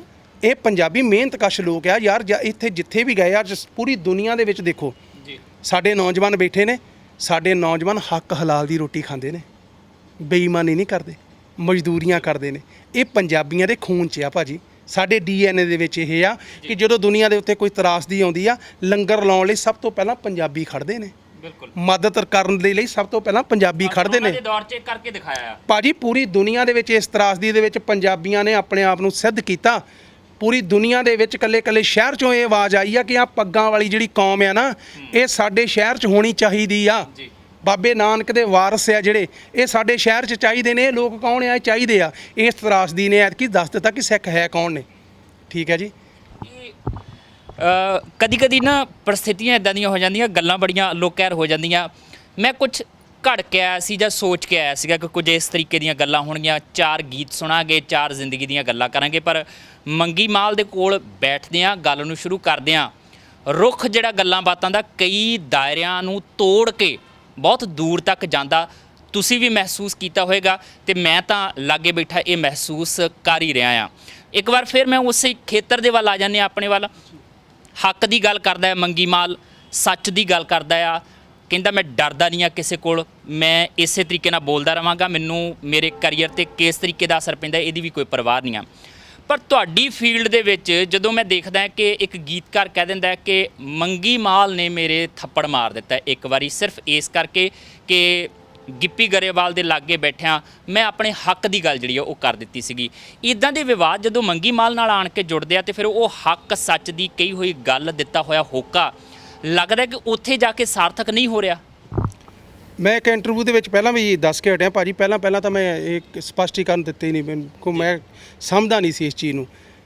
ਇੱਕ ਤਰਫਾ ਜਦੋਂ ਤੁਸੀਂ ਗੱਲ ਕਰੋਗੇ ਤੇ ਮੈਂ ਜੇ ਇੱਕ ਤਰਫਾ ਗੱਲ ਕਰਾਂ ਤੇ ਮੈਂ ਹੀ ਸੱਚਾ ਲੱਗਣਾ। ਠੀਕ ਹੈ ਜੀ। ਇੱਕ ਤਰਫਾ ਕਦੀ ਜ਼ਿੰਦਗੀ ਦੇ ਵਿੱਚ ਗੱਲ ਨਾ ਕਰੋ। ਬਾਕੀ ਗੱਲ ਉਹ ਪੂਰੀ ਇੰਟਰਵਿਊ ਸੁਣ ਲਓ। ਮਿਸਟਰ ਮੱਕੜ ਮੇਰੇ ਖਿਆਲ ਨਾਲ ਇੰਟਰਵਿਊ ਲੈ ਰਹੇ ਨੇ ਉਹ ਉਸ ਬੰਦੇ ਦੀ, ਔਰ ਇੰਟਰਵਿਊ ਦੇ ਵਿੱਚ ਹੀ ਸਾਰਾ ਕੁਛ ਇਹਦਾ ਕਲੀਅਰ ਹੁੰਦਾ ਜਾਂਦਾ। ਉਹ ਮਿਸਟਰ ਮੱਕੜ ਪੁੱਛਦੇ ਨੇ ਕਿ ਮੰਗੀ ਮਾਲ ਨੇ ਤੇਰਾ ਗੀਤ ਗਾਇਆ? ਕਹਿੰਦਾ ਨਹੀਂ। ਫਿਰ ਪੈਸੇ ਕਿਸ ਗੱਲ ਦੇ ਮੰਗਦਾ ਸੀ ਉਹਦੇ ਕੋਲੋਂ? ਠੀਕ ਹੈ ਜੀ। ਮੇਰੇ ਕੋਲ ਤਾਂ ਆਪਣੇ ਗੀਤਾਂ ਦੇ ਭੰਡਾਰ ਪਏ ਆ। ਠੀਕ ਹੈ। ਮੇਰੇ ਕੋਲ ਗੀਤ ਪਏ ਨੇ। ਉਹ ਬੰਦਾ ਆਇਆ, ਜੱਜ ਜੀ ਉਹਨਾਂ ਦੇ ਦਫ਼ਤਰ ਉੱਥੇ ਆਇਆ, ਮੈਨੂੰ ਕਿਹਾ ਉਸਤਾਦ ਜੀ ਮੇਰਾ ਵੀ ਗੀਤ ਗਾ ਦਿਓ, ਕੋਈ ਮੇਰਾ ਵੀ ਗੀਤ। ਮੈਂ ਕਿਹਾ ਮੇਰੇ ਕੋਲ ਤਾਂ ਭਰਾਵਾ ਆਪਣੇ ਪਏ ਨੇ ਨਾ। ਨਹੀਂ ਮੇਰਾ ਵੀ ਆ, ਚੱਲ ਵੀ ਤੂੰ ਸੁਣਾ। 3-4 ਗੀਤ ਸੁਣਾਏ। ਮੈਂ ਕਿਹਾ ਯਾਰ ਆਹ ਤੇਰਾ ਗੀਤ ਬਹੁਤ ਵਧੀਆ, ਆਹ ਰਿਕਾਰਡ ਕਰਾਉਣ ਵਾਲਾ ਤੇਰਾ ਵੀਰ ਗੀਤ, ਠੀਕ ਹੈ ਨਾ। ਸਿਰਫ ਇੰਨੀ ਗੱਲ ਕਹਿਤੀ ਰਿਕਾਰਡ ਕਰਾਉਣਾ। ਮੈਂ ਭਾਜੀ ਦੋਸ਼ੀ ਤਾਂ ਆ ਜੇ ਤਾਂ ਮੈਨੂੰ ਲਿਖ ਕੇ ਗੀਤ ਮੇਰੇ ਹੱਥ 'ਚ ਫੜਾ ਦਿੱਤਾ ਗਿਆ ਹੋਵੇ, ਫਿਰ ਮੈਂ ਦੋਸ਼ੀ। ਗੁਰੂ ਮਹਾਰਾਜ ਸੱਚੇ ਪਾਤਸ਼ਾਹ ਜਾਣਦਾ। ਜਾਂ ਮੈਂ ਰਿਕਾਰਡ ਕਰਾ ਦਿੱਤਾ ਗਿਆ ਹੋਵੇ ਤੇ ਫਿਰ ਵੀ ਮੈਂ ਦੋਸ਼ੀ। ਕੋਈ ਬੰਦਾ ਮੇਰੀ ਮੁੱਖ ਦੇ ਵਿੱਚ ਬਦਨਾਮੀ ਕਰੇ, ਤਿੰਨਾਂ ਚੌਂ ਕਲਾਕਾਰਾਂ ਨੂੰ ਕਹੇ ਮੈਂ ਤਾਂ ਮੰਗੀ ਮਾਲ ਤੋਂ ਪੈਸੇ ਲੈਣੇ ਆ, ਮੈਂ ਤਾਂ ਮੰਗੀ ਮਾਲ ਤੋਂ ਪੈਸੇ ਲੈਣੇ। ਮੈਂ ਇਸ ਇੰਡਸਟਰੀ ਦੇ ਵਿੱਚ ਪੈਸੇ ਲੈਣੇ ਆ ਲੋਕਾਂ ਤੋਂ, ਇਸ ਇੰਡਸਟਰੀ ਦੇ ਵਿੱਚ, ਔਰ ਲੈਣੇ ਵੀ ਆ। ਪਤਾ ਨਹੀਂ ਕਿੰਨੀਆਂ ਕੁ ਮੇਰੇ ਨਾਲ ਠੱਗੀਆਂ ਵੱਜ ਚੁੱਕੀਆਂ, ਮੈਂ ਕਿਸੇ ਦਾ ਨਾਂ ਨਹੀਂ ਲੈਣਾ, ਠੀਕ ਹੈ ਨਾ। ਵਾਹਿਗੁਰੂ ਜਾਣਦਾ ਸੱਚੇ ਪਾਤਸ਼ਾਹ। ਜੇ ਮੈਂ ਮਾੜੀ ਕਰੂੰਗਾ ਤਾਂ ਮੈਨੂੰ ਉਹਦੀ ਸਜ਼ਾ ਮਿਲਣੀ ਆ, ਠੀਕ ਹੈ ਜੀ। ਮੈਂ ਰੱਬ ਤੋਂ ਡਰਨ ਵਾਲਾ, ਮੈਂ ਬਹੁਤ ਡਰਪੋਕ ਬੰਦਾ ਅੰਦਰੋਂ ਮੈਂ ਬਹੁਤ ਡਰਪੋਕ ਬੰਦਾ। ਮੈਂ ਤਾਂ ਇੱਦਾਂ ਦਾ ਬੰਦਾ, ਜੇ ਮੇਰੇ ਤੋਂ ਕੋਈ ਗਲਤੀ ਹੋ ਜਾਏ ਤੇ ਮੈਂ ਮਾਫੀ ਮੰਗਣ ਵਾਲਾ ਬੰਦਾ। ਜੇ ਤੁਹਾਡੇ ਲਈ ਮੇਰੇ ਕੋਲ ਕੋਈ ਅੱਖਰ ਬੋਲਿਆ ਗਿਆ ਤੇ ਮੈਂ ਕਹਿਣਾ ਭਾਜੀ ਮੈਨੂੰ ਮਾਫ ਕਰ ਦਿਓ, ਮੈਂ ਇਨਸਾਨ ਹਾਂ ਯਾਰ, ਠੀਕ ਹੈ ਨਾ। ਪਰ ਮੈਂ ਅੱਗੇ ਵੀ ਇਹ ਗੱਲ ਕਹਿ ਚੁੱਕਾ ਕਿ ਪਹਿਲ ਮੈਂ ਜ਼ਿੰਦਗੀ 'ਚ ਕਦੀ ਕੀਤੀ ਨਹੀਂ, ਮੈਂ ਦੂਜ ਕਦੀ ਛੱਡੀ ਨਹੀਂ, ਠੀਕ ਹੈ ਜੀ। ਉਹ ਬੰਦਾ ਆ ਕੇ ਉੱਥੇ ਸਪੀਡ ਦੇ ਦਫ਼ਤਰ ਕੁਦਰਤੀ ਆ ਗਿਆ ਉਹਨਾਂ ਦੇ, ਠੀਕ ਹੈ ਨਾ। ਉੱਥੇ ਕੁਦਰਤੀ ਮੈਂ ਚੱਲ ਗਿਆ। ਉੱਥੇ ਇੱਕ ਮੁੰਡਾ ਮੋਮੀ, ਵਿਜੇ ਮੋਮੀ, ਉਹਨਾਂ ਦੇ ਕੰਮ ਕਰਦਾ ਹੁੰਦਾ ਸੀ ਉਦੋਂ ਸਪੀਡ ਵਾਲਿਆਂ ਦੇ। ਉਹਨੂੰ ਵੀ ਉਹਨੇ ਮੈਨੂੰ ਇਹ ਗੱਲ ਕਹੀ ਸੀ ਕਿ ਭਾਜੀ ਤੁਸੀਂ ਉਹਦੇ ਪੈਸੇ ਦੇਣੇ ਆ ਫਲਾਣੇ ਬੰਦੇ ਦੇ ਇੱਦਾਂ ਦਾ ਕਰਕੇ, ਠੀਕ ਹੈ ਜੀ। ਮੈਂ ਕਿਹਾ ਯਾਰ ਤੂੰ ਆਹ ਗੱਲ ਕੀਤੀ ਵੀ? ਕਹਿੰਦਾ ਨਹੀਂ ਮੈਂ ਤਾਂ ਨਹੀਂ ਕੀਤੀ, ਕਿਸੇ ਨੂੰ ਮੈਂ ਕਿਹਾ ਹੀ ਨਹੀਂ। ਮੈਂ ਉਹ ਖੜੇ ਟਾਈਮ ਸੀਗਾ, ਜਿਹੜਾ ਬੰਦਾ ਉਹ ਬੁਲਾਇਆ ਅੰਦਰ। ਮੈਂ ਕਿਹਾ ਦੱਸ ਵੀ। ਉਹ ਕਹਿੰਦਾ ਜੀ ਮੈਨੂੰ ਮੇਰੀ ਮਾਂ ਦੀ ਸਹੁੰ ਲੱਗੇ ਭਾਜੀ ਵੀ ਇਸ ਬੰਦੇ ਨੇ ਇਹ ਮੈਨੂੰ ਗੱਲ ਕਹੀ ਆ। ਇਹ ਗਲ ਪੈਣ ਲਈ ਉੱਠਿਆ ਉਹਦੇ, ਜਿਹਨੇ ਮੁੰਡੇ ਨੇ ਕਿਹਾ। ਜਦੋਂ ਗਲ ਪੈਣ ਲਈ ਉੱਠਿਆ ਤਾਂ ਫਿਰ ਵੱਜੀ, ਫਿਰ ਤਾਂ ਵੱਜਣੀ ਲਾਜ਼ਮੀ ਸੀ। ਮੈਂ ਝੂਠ ਬੋਲਣ ਵਾਲੇ ਬੰਦਿਆਂ 'ਚ ਤਾਂ ਹੈ ਹੀ ਨਹੀਂ ਕਿ ਮੈਂ ਨਹੀਂ ਮਾਰੀ, ਠੀਕ ਹੈ ਨਾ। ਫਿਰ ਤਾਂ ਵੱਜਣੀ ਲਾਜ਼ਮੀ ਸੀ। ਔਰ ਦੂਸਰੀ ਗੱਲ, ਤੁਹਾਡਾ ਇੱਕ ਗੀਤ ਤੁਸੀਂ ਕਹਿੰਦੇ ਹਿੱਟ ਹੋਇਆ, ਉਹ ਵੀ ਗੀਤ ਚੋਰੀ ਦਾ। ਅਧੀਏ ਦਾ ਨਸ਼ਾ ਚੜ੍ਹ ਗਿਆ ਦਰਸ਼ਨ ਤੇ ਕਿਹਦੀ ਲੈਣ ਆ, ਕਿਹਦੀ ਲੈਣ ਆ? ਚਮਕੀਲੇ ਲੈਣ, ਠੀਕ ਹੈ ਜੀ। ਦੂਸਰੀ ਗੱਲ, ਉਹ ਪੱਤਰਕਾਰ ਦੀ ਮੈਂ ਗੱਲਾਂ ਕਰਦਾ, ਇੰਟਰਵਿਊ ਦੀਆਂ, ਮੈਂ ਆਪਣੀ ਨਹੀਂ ਕਰਨੀ। ਉਹ ਬੰਦਾ ਪੁੱਛ ਰਿਹਾ ਕਿ ਯਾਰ ਐਸ ਕਲਾਕਾਰ ਨਾਲ ਵੀ ਨਹੀਂ ਬਣੀ, ਇਹਨਾਂ ਵੀ ਨਹੀਂ ਬਣਦੀ, ਇਹਨਾਂ ਵੀ ਨਹੀਂ ਬਣਦੀ, ਇਹਨਾਂ ਵੀ ਨਹੀਂ ਬਣਦੀ, ਕਿਸੇ ਨਾਲ ਵੀ ਨਹੀਂ ਬਣਦੀ। ਚਲੋ ਛੱਡੋ, ਮੇਰੀ ਫੈਮਿਲੀ ਦੇ ਨਾਲ ਵੀ ਮੇਰਾ ਡਿਵੋਰਸ ਚੱਲ ਰਿਹਾ, 4 ਸਾਲ ਹੋ ਗਏ ਜੀ। ਯਾਰ ਤੁਹਾਡੀ ਕਿਸੇ ਬੰਦੇ ਨਾਲ ਵੀ ਨਹੀਂ ਬਣਦੀ, ਤੁਹਾਡੀ ਫੈਮਿਲੀ ਨਾਲ ਵੀ ਨਹੀਂ ਬਣਦੀ, ਤੁਸੀਂ ਮਾਨਸਿਕ ਤੌਰ ਤੇ ਕਿੱਡੇ ਬਿਮਾਰ ਆਦਮੀ ਹੋ, ਠੀਕ ਹੈ ਨਾ। ਕਿਸੇ ਨਾਲ ਤਾਂ ਭਾਜੀ ਤੁਹਾਡੀ ਬਣੇ, ਠੀਕ ਹੈ ਨਾ। ਔਰ ਦੂਸਰੀ ਗੱਲ, ਫਿਰ ਉੱਤੋਂ ਇੱਕ ਜੈਲ ਸਿੰਘ ਉਹਦੇ ਵਿੱਚ ਦੇਖਿਓ ਤੁਸੀਂ ਇੰਟਰਵਿਊ ਦੇ ਵਿੱਚ ਕਿ ਇਹਨੇ ਫਲਾਣੇ ਨੇ ਆਹ ਗੱਡੀ ਲੈ ਲਈ, ਇਹ ਹਾਲੀਵੁੱਡ ਬਾਲੀਵੁੱਡ 'ਚ ਪਹੁੰਚ ਗਿਆ, ਠੀਕ ਹੈ ਨਾ। ਤੇ ਇਹਨੇ ਆਹ ਗੱਡੀ ਲੈ ਲਈ, ਯਾਰ ਮੇਰੇ ਤੋਂ ਆਪ ਨਾ ਭਾਜੀ ਇਹ ਗੱਲਾਂ ਨਹੀਂ ਹੁੰਦੀਆਂ। ਅੱਜ ਮੈਂ ਜੈਜੀ ਵੀ ਨੂੰ ਜੇ ਗੀਤ ਦਿੱਤਾ ਜੱਟ ਮੌਜਾਂ ਕਰਦਾ, ਜਾਂ ਸਲੀਮ ਨੂੰ ਦਿੱਤਾ, ਮੈਂ ਇਹੀ ਸੋਚੀ ਜਾਵਾਂ ਜੈਜੀ ਤਾਂ ਹਮਰ ਲਈ ਫਿਰਦਾ, ਮੇਰੇ ਕਿਉਂ ਨਹੀਂ ਬਈ, ਮੇਰੇ ਤੋਂ ਵੀ ਆਹ ਚਾਹੀਦੀ ਆ। ਭਾਜੀ ਹਰ ਬੰਦੇ ਦਾ ਆਪੋ ਆਪਣੇ ਭਾਗ ਆ। ਜੈਜੀ ਦੇ ਆਪਣੇ ਕਰਮ ਆ, ਗਿੱਪੀ ਦੇ ਆਪਣੇ, ਦਲਜੀਤ ਦੇ ਆਪਣੇ ਕਰਮ ਆ, ਅਮਰਿੰਦਰ, ਅਸੀਂ ਸਮਕਾਲੀ ਆ ਸਾਰੇ, ਉਹਨਾਂ ਦੇ ਆਪੋ ਆਪਣੇ ਕਰਮ ਆ। ਉਹਨਾਂ ਨੇ ਬਹੁਤ ਜ਼ਿਆਦਾ ਪੈਸਾ ਕਮਾਇਆ, ਉਹਨਾਂ ਦੇ ਬਹੁਤ ਵੱਡੇ ਬੰਗਲੇ ਵੀ ਆ, ਉਹਨਾਂ ਨੇ ਫਲੈਟ ਵੀ ਲਏ ਆ, ਠੀਕ ਹੈ ਜੀ। ਤੇ ਮੈਂ ਉਹਨਾਂ ਨੂੰ ਦੇਖ ਕੇ ਝੂਰਾਂ ਜਾਂ ਸੜਾਂ, ਯਾਰ ਕਿਉਂ ਸੜਾਂ? ਬਾਬਾ ਨਾਨਕ ਸਭ ਤੇ, ਉਹਨਾਂ ਦੇ ਪਿੱਛੇ ਮਿਹਨਤ ਵੀ ਆ ਉਹਨਾਂ ਦੀ, ਸਿੱਧੇ ਤੌਰ ਤੇ ਕਹਿ ਸਕਦੇ। ਬਾਬਾ ਨਾਨਕ ਸਭ ਤੇ ਮਿਹਰ ਕਰੇ ਸੱਚੇ ਪਾਤਸ਼ਾਹ। ਮੈਂ ਫਿਰ ਤੁਹਾਨੂੰ ਇਹ ਗੱਲ ਕਹਿਣਾ ਕਿ ਮੈਂ ਹਰ ਵੇਲੇ ਸ਼ੁਕਰ ਕਰਦਾ ਬਾਬੇ ਨਾਨਕ ਦਾ ਕਿ ਮੇਰੀ ਔਕਾਤ ਹੀ ਨਹੀਂ ਸੀ ਯਾਰ। ਮੈਂ ਖੱਤਿਆਂ ਦੇ ਵਿੱਚ ਨੱਕੇ ਮੋੜਨ ਵਾਲੇ ਕਿਸਾਨ ਦਾ ਪੁੱਤ, ਮੈਂ ਪੂਰੀ ਦੁਨੀਆ ਘੁੰਮ ਲਈ ਆ ਯਾਰ। ਬਾਬੇ ਨਾਨਕ ਨੇ ਮੈਨੂੰ ਦਿੱਤਾ, ਬਹੁਤ ਕੁਝ ਦਿੱਤਾ। ਮੈਂ ਕਿਉਂ ਯਾਰ ਕਿਸੇ ਨਾਲ ਈਰਖਾ ਕਰਾਂ? ਮੇਰੇ ਕੋਲ ਵੀ ਜੋ ਕੁਛ ਹੈਗਾ ਬਹੁਤ। ਕਈ ਮੇਰੇ ਸਮਕਾਲੀ ਕਲਾਕਾਰ ਸੀਗੇ, ਉਹ ਮੇਰੇ ਤੋਂ ਵੀ ਵਿਚਾਰੇ ਥੱਲੇ ਰਹਿ ਗਏ ਆ, ਠੀਕ ਹੈ ਨਾ। ਕਈ ਮੇਰੇ ਸਮਕਾਲੀ ਕਲਾਕਾਰ ਸੀ, ਉਹ ਮੇਰੇ ਤੋਂ ਬਹੁਤ ਉੱਤੇ ਨਿਕਲ ਗਿਆ। ਮੈਂ ਕਿਉਂ ਜੈਲਸੀ ਕਿਸੇ ਨਾਲ ਕਰਾਂ? ਇਹ ਕਰਮ ਨਹੀਂ। ਤੁਸੀਂ ਵਾਹਿਗੁਰੂ ਤੋਂ ਡਰੋ, ਸੱਚੇ ਪਾਤਸ਼ਾਹ ਤੋਂ, ਆਪਣਾ ਕਰਮ ਕਰੋ, ਹੱਕ ਹਲਾਲ ਦੀ, ਹੱਕ ਸੱਚ ਦੀ ਰੋਟੀ ਖਾਓ।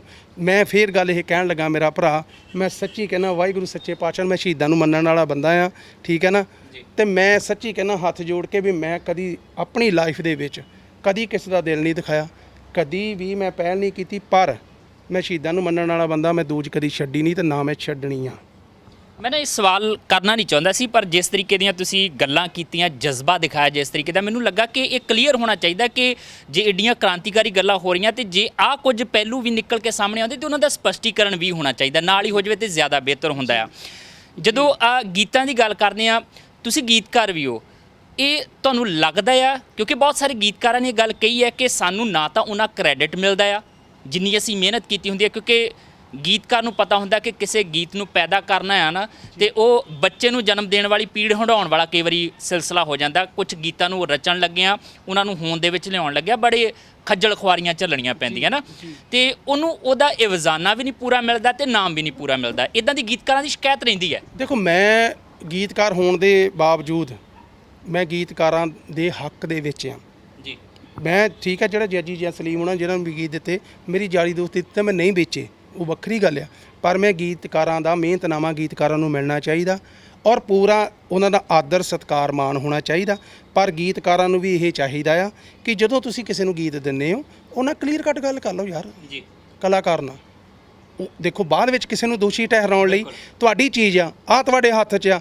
ਤੁਸੀਂ ਤੁਹਾਨੂੰ ਪਸੰਦ ਆ ਜੇ ਤੈਨੂੰ ਪਸੰਦ ਆ ਮਿੱਤਰਾ ਮੈਂ ਇੰਨੇ ਦੀ ਦੇਣੀ ਆ ਤੂੰ ਲੈਣੀ ਆ ਤਾਂ ਲੈ ਲੈ ਨਹੀਂ ਤਾਂ ਤੇਰੀ ਮਰਜ਼ੀ ਜੀ ਆਪਾਂ ਦੋਸ਼ੀ ਬਾਅਦ ਵਿੱਚ ਕਿਸੇ ਨੂੰ ਕਿਉਂ ਠਹਿਰਾਈਏ ਯਾਰ ਸਮਝਦੇ ਹੋ ਗੱਲ ਤੁਹਾਡੀ ਆ ਚੀਜ਼ ਆ ਤੁਹਾਨੂੰ ਪਸੰਦ ਆ ਮੇਰੀ ਚੀਜ਼ ਆ ਤੁਹਾਨੂੰ ਪਸੰਦ ਆ ਤੁਸੀਂ ਕਹਿੰਦੇ ਮੈਂ ਲੈਣੀ ਆ ਮੈਂ ਆਪਣਾ ਦੱਸੂਗਾ ਯਾਰ ਮੈਨੂੰ ਆਹ ਚਾਹੀਦਾ ਜੇ ਤੂੰ ਇਹ ਲੈਣੀ ਹੈ ਚੀਜ਼ ਤਾਂ ਮੈਨੂੰ ਆਹ ਦੇ ਦੇ ਤੇ ਠੀਕ ਹੈ ਨਹੀਂ ਤਾਂ ਤੇਰੀ ਮਰਜ਼ੀ ਮੈਂ ਕਿਸੇ ਹੋਰ ਨੂੰ ਦੇ ਦੂੰਗਾ ਠੀਕ ਹੈ ਨਾ ਮਤਲਬ ਇਹ ਚੀਜ਼ ਨਹੀਂ ਚਾਹੀਦੀ ਮਿਹਨਤਨਾਮਾ ਹਰੇਕ ਦਾ ਮਿਲਣਾ ਚਾਹੀਦਾ ਠੀਕ ਹੈ ਨਾ ਬਾਕੀ ਗੱਲ ਰਹਿ ਗਈ ਆ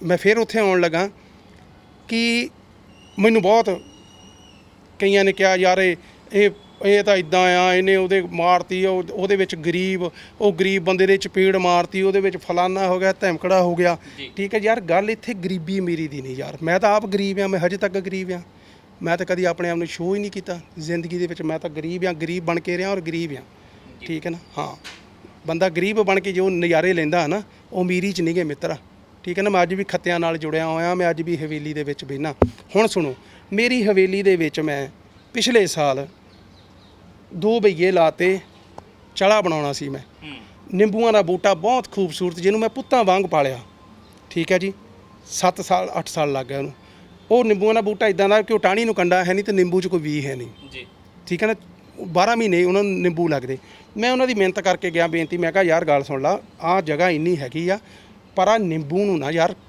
ਕੁਛ ਵੀ ਹੱਥ ਲੱਗੇ ਤੁਸੀਂ ਇੰਨਾ ਚੜਾ ਬਣਾਉਣਾ ਠੀਕ ਹੈ ਜੀ ਭਾਜੀ ਮੈਂ 3 ਵਾਰੀ 4 ਵਾਰੀ ਇਹ ਗੱਲ ਕਹਿ ਕੇ ਗਿਆ ਮੈਂ ਆ ਗਿਆ ਮੈਂ ਜਦੋਂ ਆਇਆ ਆ ਕੇ ਦੇਖਿਆ ਨਿੰਬੂ ਟਾਣੇ ਨੂੰ ਲੱਗੇ ਸੀ 2 ਟਾਣੇ ਸੀ ਇੱਦਾਂ ਇੱਕ ਟਾਣਾ ਜਿਹੜਾ ਮੇਨ ਸੀ ਉਹਨੇ ਭਈਏ ਨੇ ਵੱਢ ਕੇ ਤੇ ਸਾਈਡ ਤੇ ਰੱਖਿਆ ਭਰਾਵਾ ਐਡੇ ਐਡੇ ਨਿੰਬੂ ਉਹਨੂੰ ਲੱਗੇ ਮੇਰਾ ਸਿਰ ਘੁੰਮ ਗਿਆ ਦੇਖ ਕੇ ਮੈਂ ਕਿਹਾ ਯਾਰ ਮੈਂ ਕਿਹਾ ਪਹਿਲਾਂ ਇੱਥੇ ਗੱਲ ਇਹ ਆ ਵੀ ਇਹ ਵੱਢਿਆ ਤੂੰ ਕਿਹਨੂੰ ਪੁੱਛ ਕੇ ਆ ਪਹਿਲੀ ਤਾਂ ਇਹ ਆ ਅਸੂਲਨ ਆ ਗਈ ਨਾ ਗੱਲ ਵੀ ਕਿਹਨੂੰ ਪੁੱਛ ਕੇ ਤੂੰ ਵੱਢਿਆ ਦੂਸਰਾ ਗੱਲ ਫਲ ਉਹਨੂੰ ਲੱਗਾ ਫਲਦਾਰ ਬੂਟਾ ਆ ਤੀਸਰੀ ਗੱਲ ਇਹ ਆ ਵੀ ਉਹਨੂੰ ਤਾਂ ਕੰਡਾ ਹੀ ਹੈ ਨਹੀਂ ਯਾਰ ਕੋਈ ਤੂੰ ਲਿਆ ਕੇ ਦਾਤ ਇਹਨੂੰ ਚੱਕ ਕੇ ਵੱਢ ਕੇ ਪਰੇ ਮਾਰਿਆ ਠੀਕ ਹੈ ਨਾ ਮੈਂ ਇਹਨੂੰ ਪੁੱਤਾਂ ਵਾਂਗੂ ਪਾਲਿਆ ਠੀਕ ਹੈ ਨਾ ਉੱਥੇ ਗਰੀਬੀ ਅਮੀਰੀ ਨਹੀਂ ਆਉਂਦੀ ਮੈਂ ਆਪਣੇ ਡਰਾਈਵਰ ਨੂੰ ਕਿਹਾ ਗੇਟ ਦਾ ਲਾ ਦੇ ਕੁੰਡਾ ਤੇ ਗੱਡੀ 'ਚੋਂ ਬੇਸਬਾਲ ਕੱਢ ਕੇ ਫੜਾ ਮੈਨੂੰ ਠੀਕ ਹੈ ਨਾ ਤੇ ਮੈਂ ਉਹਦੇ ਉੱਥੇ ਲੰਮਾ ਪਾ ਕੇ ਤਾਂ ਮੈਨੂੰ ਉਹਦੇ ਇਸ ਕਰਕੇ ਮੈਂ ਉਹਦੇ ਠੋਕੀਆਂ ਕਿ ਗਾਂਹ ਜਿੱਥੇ ਕੰਮ ਕਰਨ ਜਾਊਗਾ ਕਿਸੇ ਦੇ ਬੂਟੇ ਨੂੰ ਹੱਥ ਨਹੀਂ ਲਾਊਗਾ ਜੀ ਕਿਸੇ ਦਾ ਬੂਟਾ ਨਹੀਂ ਇਹ ਵੱਢੂਗਾ ਠੀਕ ਹੈ ਜੀ ਗੱਲ ਅਮੀਰੀ ਤੇ ਗਰੀਬੀ ਦੀ ਨਹੀਂ ਗੀ ਗੱਲ ਆ ਅਸੂਲਾਂ ਦੀ ਠੀਕ ਹੈ ਜੀ ਮੈਂ ਕੋਈ ਗਲਤੀ ਕਰਦਾ ਜੇ ਮੈਨੂੰ ਸਜ਼ਾ ਨਹੀਂ ਮਿਲਦੀ ਮੈਂ ਗਾਂਹ ਫੇਰ ਕਰੂੰਗਾ ਜੀ ਠੀਕ ਹੈ ਨਾ ਗੱਲ ਯਾਰ ਇਹ ਨਹੀਂ ਹੁੰਦੀ ਗੱਲ ਤੁਸੀਂ ਅਸੂਲਾਂ ਨਾਲ ਜ਼ਿੰਦਗੀ ਕਿਉਂ ਨਹੀਂ ਜੀਂਦੇ ਅਸੂਲਾਂ ਨਾਲ ਜ਼ਿੰਦਗੀ ਜੀਓ ਝੂਠ ਦੇ ਸਹਾਰਿਆਂ ਤੇ ਥੋੜ੍ਹਾ ਜ਼ਿੰਦਗੀ ਤੁਸੀਂ ਜੀ ਸਕਦੇ ਹੋ ਠੀਕ ਹੈ ਨਾ ਹੁਣ ਮੈਂ ਝੂਠ ਆਰੋਪ ਲਾਈ ਜਾਵਾਂ ਤੁਹਾਡੇ ਤੇ ਲਾਈ ਜਾਵਾਂ ਕੋਈ ਹੈ ਨਾ ਬਈ ਤੁਸੀਂ ਇੱਦਾਂ ਕਹਿਤਾ ਜੀ ਤੁਸੀਂ ਇੱਦਾਂ ਕਹਿਤਾ ਜੀ ਤੁਸੀਂ ਇੱਦਾਂ ਉਹ ਸੁਣਨ ਵਾਲਿਆਂ ਨੂੰ ਪਤਾ ਵੀ ਨਹੀਂ ਹੁੰਦਾ ਬਈ ਵਾਕਈ ਇੱਦਾਂ ਹੋਈ ਹੋਊਗੀ ਕਿ ਨਹੀਂ ਉਹ ਥੱਲੇ ਮਿੰਟ ਲਾਉਂਦੇ ਆ ਥੱਲੇ ਲਿਖਣ ਲੱਗੇ ਇਹ ਫਲਾਨਾ ਇਹ ਧਮਕੜਾ ਜੈਂਕੜਾ ਉਹ ਨਹੀਂ ਯਾਰ ਗੱਲਾਂ ਇੱਕ ਤਰਫਾ ਨਾ ਸੁਣੋ ਕਦੀ ਵੀ 2 ਤਰਫਾ ਉਸ ਚੀਜ਼ ਨੂੰ ਲੈ ਕੇ ਚੱਲੋ ਠੀਕ ਹੈ ਜੀ ਮੇਰਾ ਸਵਾਲ ਕਰਨ ਦਾ ਮਕਸਦ ਇਹੀ ਸੀਗਾ ਕਿਉਂਕਿ ਜਦੋਂ ਉਹ ਗੱਲ ਕਿਸੇ ਨੇ ਸੁਣਨੀ ਸੀਗੀ ਤੇ ਸਾਡੀ ਇਸ ਇੰਟਰਵਿਊ ਦੇ ਵਿੱਚ ਜਿਹੜੀਆਂ ਗੱਲਾਂ ਤੁਸੀਂ ਕੀਤੀਆਂ ਜਿਨ੍ਹਾਂ ਨੂੰ ਮੈਂ ਕਹਿੰਦਾ ਕਿ ਕਲਾਕਾਰ ਨਹੀਂ ਕਰਦਾ ਕੋਈ ਛੇਤੀ ਕੀਤੀ ਗੱਲ ਤੇ ਉਹ ਫਿਰ ਉਹ ਸਾਰਾ ਕੁਝ ਆਉਣਾ ਸੀ ਥੱਲੇ ਕਿ ਆਹ ਕੀਤਾ ਸੀ ਉਹ ਕੀਤਾ ਸੀ ਹੁਣ ਇਦਾਂ ਗੱਲਾਂ ਕਰਦਾ ਉਹ ਸਪਸ਼ਟੀਕਰਨ ਇੱਥੇ ਬਹੁਤ ਲਾਜ਼ਮੀ ਸੀਗਾ ਤੇ ਹੁਣ ਮੈਨੂੰ ਲੱਗਦਾ ਕਿ ਗੱਲ ਜਿੱਧਰਲੇ ਪਾਸੇ ਨੂੰ ਤੁਰ ਪਈ ਆ ਉੱਥੋਂ ਥੋੜ੍ਹਾ ਜਿਹਾ ਆਪਾਂ ਵਾਪਸ ਆ ਜਾਈਏ ਤੇ ਮੇਰੀ ਰੂਹ ਦੇ ਨੇੜੇ ਜਿਹੜਾ ਗੀਤ ਹੈ ਜਿਹੜਾ ਮੈਨੂੰ ਬੇਹੱਦ ਪਸੰਦ ਆ ਤੁਹਾਡੀ ਆਵਾਜ਼ ਦੇ ਵਿੱਚ ਸੱਚੀ ਸਹੁੰ ਲੱਗੇ ਉਹ ਸਾਡੇ ਦਰਸ਼ਕਾਂ ਨੂੰ ਵੀ ਤੇ ਮੈਨੂੰ ਵੀ ਸੁਣਾ ਦਿਓ ਸਾਨੂੰ ਲੱਗਦੀ ਐ ਜਾਨ ਤੋਂ ਪਿਆਰੀ ਸੋਹਣੀਏ ਨੀ ਸੱਚੀ ਸਹੁੰ ਲੱਗੇ ਸਾਡੀ ਇਸ਼ਕ ਤੇਰੇ ਨੇ ਮਤ ਮਾਰੀ ਸੋਹਣੀਏ ਨੀ ਸੱਚੀ ਸਹੁੰ ਲੱਗੇ ਨੀ ਤੇਰੀ ਸਹੁੰ ਲੱਗੇ ਕੀ ਬਾਤ ਹੈ ਬਹੁਤ ਖੂਬ ਮੇਰਾ ਦਿਲ ਕਰਦਾ ਨਾ ਮੈਂ ਗੱਲਾਂ ਕਰੀ ਚੱਲਾਂ ਕਿਉਂਕਿ ਬਹੁਤ ਵਧੀਆ ਗੱਲਾਂ ਦੀ ਆਮਦ ਤੁਹਾਨੂੰ ਵੀ ਹੋ ਰਹੀ ਹੈ ਤੇ ਮੈਨੂੰ ਆਨੰਦ ਵੀ ਆ ਰਿਹਾ ਸੁਣ ਕੇ ਤੇ ਮੈਨੂੰ ਲੱਗਦਾ ਕਿ ਸਾਡੇ ਦੇਖਣ ਵਾਲਿਆਂ ਨੂੰ ਵੀ ਆਨੰਦ ਜ਼ਰੂਰ ਆਏਗਾ ਇਹ ਇੰਟਰਵਿਊ ਜਿਹੜੀ ਆ ਉਹ ਦੇਖ ਕੇ ਮੈਂ ਭਾਜੀ ਇੱਕ ਗੱਲ ਕਹਿਣੀ ਚਾਹੁੰਦਾ ਕਿ ਮੈਂ ਧਰਤੀ ਨਾਲ ਜੁੜਿਆ ਹੋਇਆ ਇੱਕ ਗਰੀਬ ਕਿਸਾਨ ਦਾ ਪੁੱਤ ਹਾਂ ਠੀਕ ਹੈ ਜੀ ਧਰਤੀ ਨਾਲ ਜੁੜਿਆ ਹੋਇਆ ਗੁਰੂ ਮਹਾਰਾਜ ਨੂੰ ਮੰਨਣ ਵਾਲਾ ਠੀਕ ਹੈ ਜੀ ਡਰਪੋਕ ਬੰਦਾ ਮੈਂ ਦਿਲ ਤੋਂ ਠੀਕ ਹੈ ਨਾ। ਮੈਂ ਕਦੀ ਕਿਸੇ ਦਾ ਦਿਲ ਨਹੀਂ ਦਿਖਾਉਂਦਾ ਕਦੀ ਵੀ ਜ਼ਿੰਦਗੀ 'ਚ। ਮੇਰੇ ਕੋਲੋਂ ਜੇ ਕੋਈ ਗਲਤੀ ਹੋ ਜਾ ਤਾਂ ਮੈਂ ਮਾਫੀ ਮੰਗਣ ਦੇ ਵਿੱਚ ਕੋਈ ਗੁਰੇਜ਼ ਨਹੀਂ ਕਰਦਾ। ਜੇ ਮੇਰੇ ਤੋਂ ਗਲਤੀ ਹੋ ਜਾ ਤਾਂ ਮੈਂ ਕਹਿੰਦਾ ਯਾਰ ਮੇਰੇ ਤੋਂ ਗਲਤੀ ਹੋਈ ਆ, ਮੈਂ ਇਨਸਾਨ ਆ, ਮੇਰੇ ਤੋਂ ਗਲਤੀ ਹੋ ਸਕਦੀ ਆ, ਠੀਕ ਹੈ ਜੀ। ਪਰ ਜ਼ਿੰਦਗੀ ਦੇ ਵਿੱਚ ਕਦੀ ਵੀ ਮੈਂ ਕਹਿਣਾ ਚਾਹੁੰਦਾ ਆਪਣੇ ਇਸ ਸੁਣਨ ਵਾਲੇ ਜਿੰਨੇ ਮੇਰੇ ਭਰਾ ਨੇ ਜਾਂ ਭੈਣਾਂ ਨੇ ਜਾਂ ਜੋ ਵੀ ਆ, ਮੈਂ ਸਾਰਿਆਂ ਨੂੰ ਕਹਿਣਾ ਚਾਹੁੰਦਾ ਕਿ ਕਦੀ ਵੀ ਜ਼ਿੰਦਗੀ ਦੇ ਵਿੱਚ ਇੱਕ ਪਹਿਲੂ ਨੂੰ ਨਾ ਦੇਖਿਆ ਕਰੋ, ਹਮੇਸ਼ਾ ਦੂਸਰੇ ਪਹਿਲੂ ਨੂੰ ਵੀ ਨਾਲ ਦੇਖੋ, ਠੀਕ ਹੈ ਜੀ। ਦੇਖੋ ਜ਼ਿੰਦਗੀ ਆ, ਜ਼ਿੰਦਗੀ ਦੇ ਵਿੱਚ ਮਾੜੇ ਤੇ ਚੰਗੇ ਲੋਕ ਹਮੇਸ਼ਾ ਤੁਹਾਡੇ ਨਾਲ ਤੁਰੇ ਜਾਂਦੇ ਨੇ, ਜੁੜਦੇ ਰਹਿੰਦੇ ਨੇ, ਠੀਕ ਹੈ ਜੀ। ਮੈਂ ਆਪਣੇ ਬਾਰੇ ਜੇ ਦੱਸਣ ਲੱਗਾ ਕਿ ਮੇਰੀ ਆਪਣੀ ਜਿਹੜੀ ਸੋਚ ਕੀ ਆ ਜਾਂ ਮੇਰਾ ਜਿਹੜੀ ਜ਼ਿੰਦਗੀ ਦਾ ਜਿਹੜਾ ਮੈਂ ਦਸਵੰਧ ਆ ਉਹ ਕਿੱਥੇ ਜਾਂਦਾ ਆ, ਠੀਕ ਹੈ ਜੀ। ਮੈਂ ਕਦੀ ਨਾ ਤੁਹਾਨੂੰ ਸੱਦਿਆ ਚੈਨਲ ਵਾਲਿਆਂ ਨੂੰ ਨਾ ਪੱਤਰਕਾਰਾਂ ਨੂੰ, ਠੀਕ ਹੈ ਜੀ। ਮੇਰੀਆਂ ਦੀਵਾਲੀਆਂ, ਮੇਰੇ ਦੁਸਹਿਰੇ, ਮੇਰੇ ਨਵੇਂ ਸਾਲ, ਮੇਰੀਆਂ ਲੋਹੜੀਆਂ ਮੇਰੇ ਨਾਲ ਇੱਥੇ ਚੱਲ ਜਾਓ, ਇੱਥੇ ਕਿਲੋਮੀਟਰ ਤੇ ਅੰਧ ਵਿਦਿਆਲੇ ਆ, ਠੀਕ ਹੈ ਨਾ। ਅੰਨੇ ਬੱਚਿਆਂ ਦੇ ਨਾਲ ਹੁੰਦੀਆਂ ਨੇ ਜਾਂ ਪਿੰਗਲਵਾੜੇ ਦੇ ਵਿੱਚ ਹੁੰਦੀਆਂ ਨੇ। ਮੇਰਾ ਦਸਵੰਧ ਉਹਨਾਂ ਲੋਕਾਂ ਲਈ ਜਾਂਦਾ। ਮੈਂ ਇੱਕ ਆਵਾਜ਼ ਮਾਰੂੰਗਾ, ਤੁਸੀਂ ਮੇਰੇ ਨਾਲ ਚਲੋ ਹੁਣ ਇਸ ਚੀਜ਼ ਦਾ ਪ੍ਰਤੱਖ ਲੈ ਲਿਓ ਕਿ ਮੈਂ ਅੰਧ ਵਿਦਿਆਲੇ 'ਚ ਇੱਕ ਆਵਾਜ਼ ਮਾਰਦਾ, ਹੈਲੋ ਕਿੱਦਾਂ, ਹਾਂ ਮੰਗੀ ਭਾਜੀ ਆ ਗਏ। ਮੰਗੀ ਇੰਨੇ ਨੇ ਨਿਆਣੇ ਆ ਜਿਹੜੇ ਨੇਤਰਹੀਨ ਆ, ਅੱਖਾਂ ਨਹੀਂ ਹੈ ਜਿਹਨਾਂ ਦੀਆਂ, ਆ ਕੇ ਚੰਬੜਦੇ ਨੇ, ਜੱਫੀਆਂ ਪਾਉਂਦੇ ਨੇ, ਠੀਕ ਹੈ ਜੀ। ਪਰ ਇਹ ਮੇਰੀ ਆਪਣੀ, ਮੈਂ ਆਪਣੇ ਲਈ, ਮੈਂ ਕਿਸੇ ਲਈ ਨਹੀਂ ਕਰ ਰਿਹਾ, ਨਾ ਮੈਂ ਲੋਕ ਦਿਖਾਵਿਆਂ ਲਈ ਕਰ ਰਿਹਾ ਕਿ ਮੈਂ ਉੱਥੇ ਪੱਤਰਕਾਰ ਸੱਦਾਂ ਜਦੋਂ ਮੈਂ ਉੱਥੇ ਬੈਠਾ ਆ, ਜਾਂ ਮੈਂ ਉੱਥੇ ਫੋਟੋਆਂ ਖਿੱਚਾਂ, ਠੀਕ ਹੈ ਨਾ, ਜਾਂ ਆਪਣੀ ਵਡਿਆਈ ਨਾ। ਇਹ ਬਾਬੇ ਨਾਨਕ ਦੀ ਵਡਿਆਈ ਆ, ਸਤਿਗੁਰ ਸੱਚੇ ਪਾਤਸ਼ਾਹ ਦੀ, ਠੀਕ ਹੈ ਜੀ। ਮੈਂ ਫਿਰ ਉਹ ਕਹਿਣ ਲੱਗਾ ਮੇਰੀ ਇੰਨੀ ਔਕਾਤ ਨਹੀਂ ਸੀ ਜਿੰਨਾ ਮਾਲਕ ਨੇ ਮੈਨੂੰ ਦਿੱਤਾ, ਠੀਕ ਹੈ ਜੀ। ਬਾਕੀ ਗੱਲ ਇੱਕ ਮੈਂ ਹਰ ਇੰਟਰਵਿਊ ਦੇ ਵਿੱਚ ਕਹਿੰਦਾ ਕਿ ਮੈਂ ਮਿੱਤਰਾ ਪਹਿਲ ਨਹੀਂ ਕਦੀ ਜ਼ਿੰਦਗੀ ਦੇ ਵਿੱਚ ਕਰਦਾ, ਪਰ ਮੈਂ ਦੂਜ ਛੱਡਦਾ ਕਦੀ ਨਹੀਂ। ਇਹ ਮੇਰੇ ਸੁਭਾਅ 'ਚ ਆ ਔਰ ਨਾ ਮੈਂ ਛੱਡਣੀ ਆ। ਪਹਿਲ ਤੁਸੀਂ ਕਰਦੇ ਨਹੀਂ ਆ, ਅਸੀਂ ਪਹਿਲ ਕਰ ਦਿੱਤੀ ਹੈ। ਤੇ ਦੂਜ ਜਿਹੜੀ ਹੋਣੀ ਆ ਉਹ ਮੈਂ ਪਹਿਲਾਂ ਸ਼ੁਰੂਆਤ 'ਚ ਕਿਹਾ ਸੀਗਾ ਕਿ ਇੱਕ ਸ਼ਾਇਰ ਮੰਗੀ ਮਾਹਲ ਦੇ ਨਾਲ ਜਿਹੜੀ ਅਗਲੀ ਇੰਟਰਵਿਊ ਕਰਨੀ ਹੈ, ਕਿਉਂਕਿ ਮਨ ਮੇਰਾ ਵੀ ਨਹੀਂ ਭਰਿਆ ਤੇ ਮੈਨੂੰ ਲੱਗਦਾ ਕਿ ਗੱਲਾਂ ਸੁਣ ਕੇ ਸਾਡੇ ਦਰਸ਼ਕ ਜਿਹੜੇ ਉਹਨਾਂ ਦਾ ਵੀ ਮਨ ਨਹੀਂ ਭਰਿਆ ਹੋਏਗਾ। ਉਹ ਇੰਟਰਵਿਊ ਦੂਜ ਜਿਹੜੀ ਸਾਡੀ ਪਹਿਲ ਦੂਜ ਹੋਏਗੀ ਉਹ ਇਦਾਂ ਦੀ ਹੋਏਗੀ। ਅਸੀਂ ਦੂਜੀ ਇੰਟਰਵਿਊ ਜ਼ਰੂਰ ਕਰਨੀ ਹੈ। ਮੇਰਾ ਵੀਰ ਪੂਰੀ ਦੁਨੀਆ ਦੇ ਉੱਤੇ ਜਿੰਨੇ ਮੇਰੇ ਦੋਸਤ ਨੇ, ਠੀਕ ਹੈ ਨਾ, ਮੈਂ ਤੁਹਾਨੂੰ ਦੱਸਿਆ ਮੈਂ ਪੈਸਾ ਘੱਟ ਕਮਾਇਆ।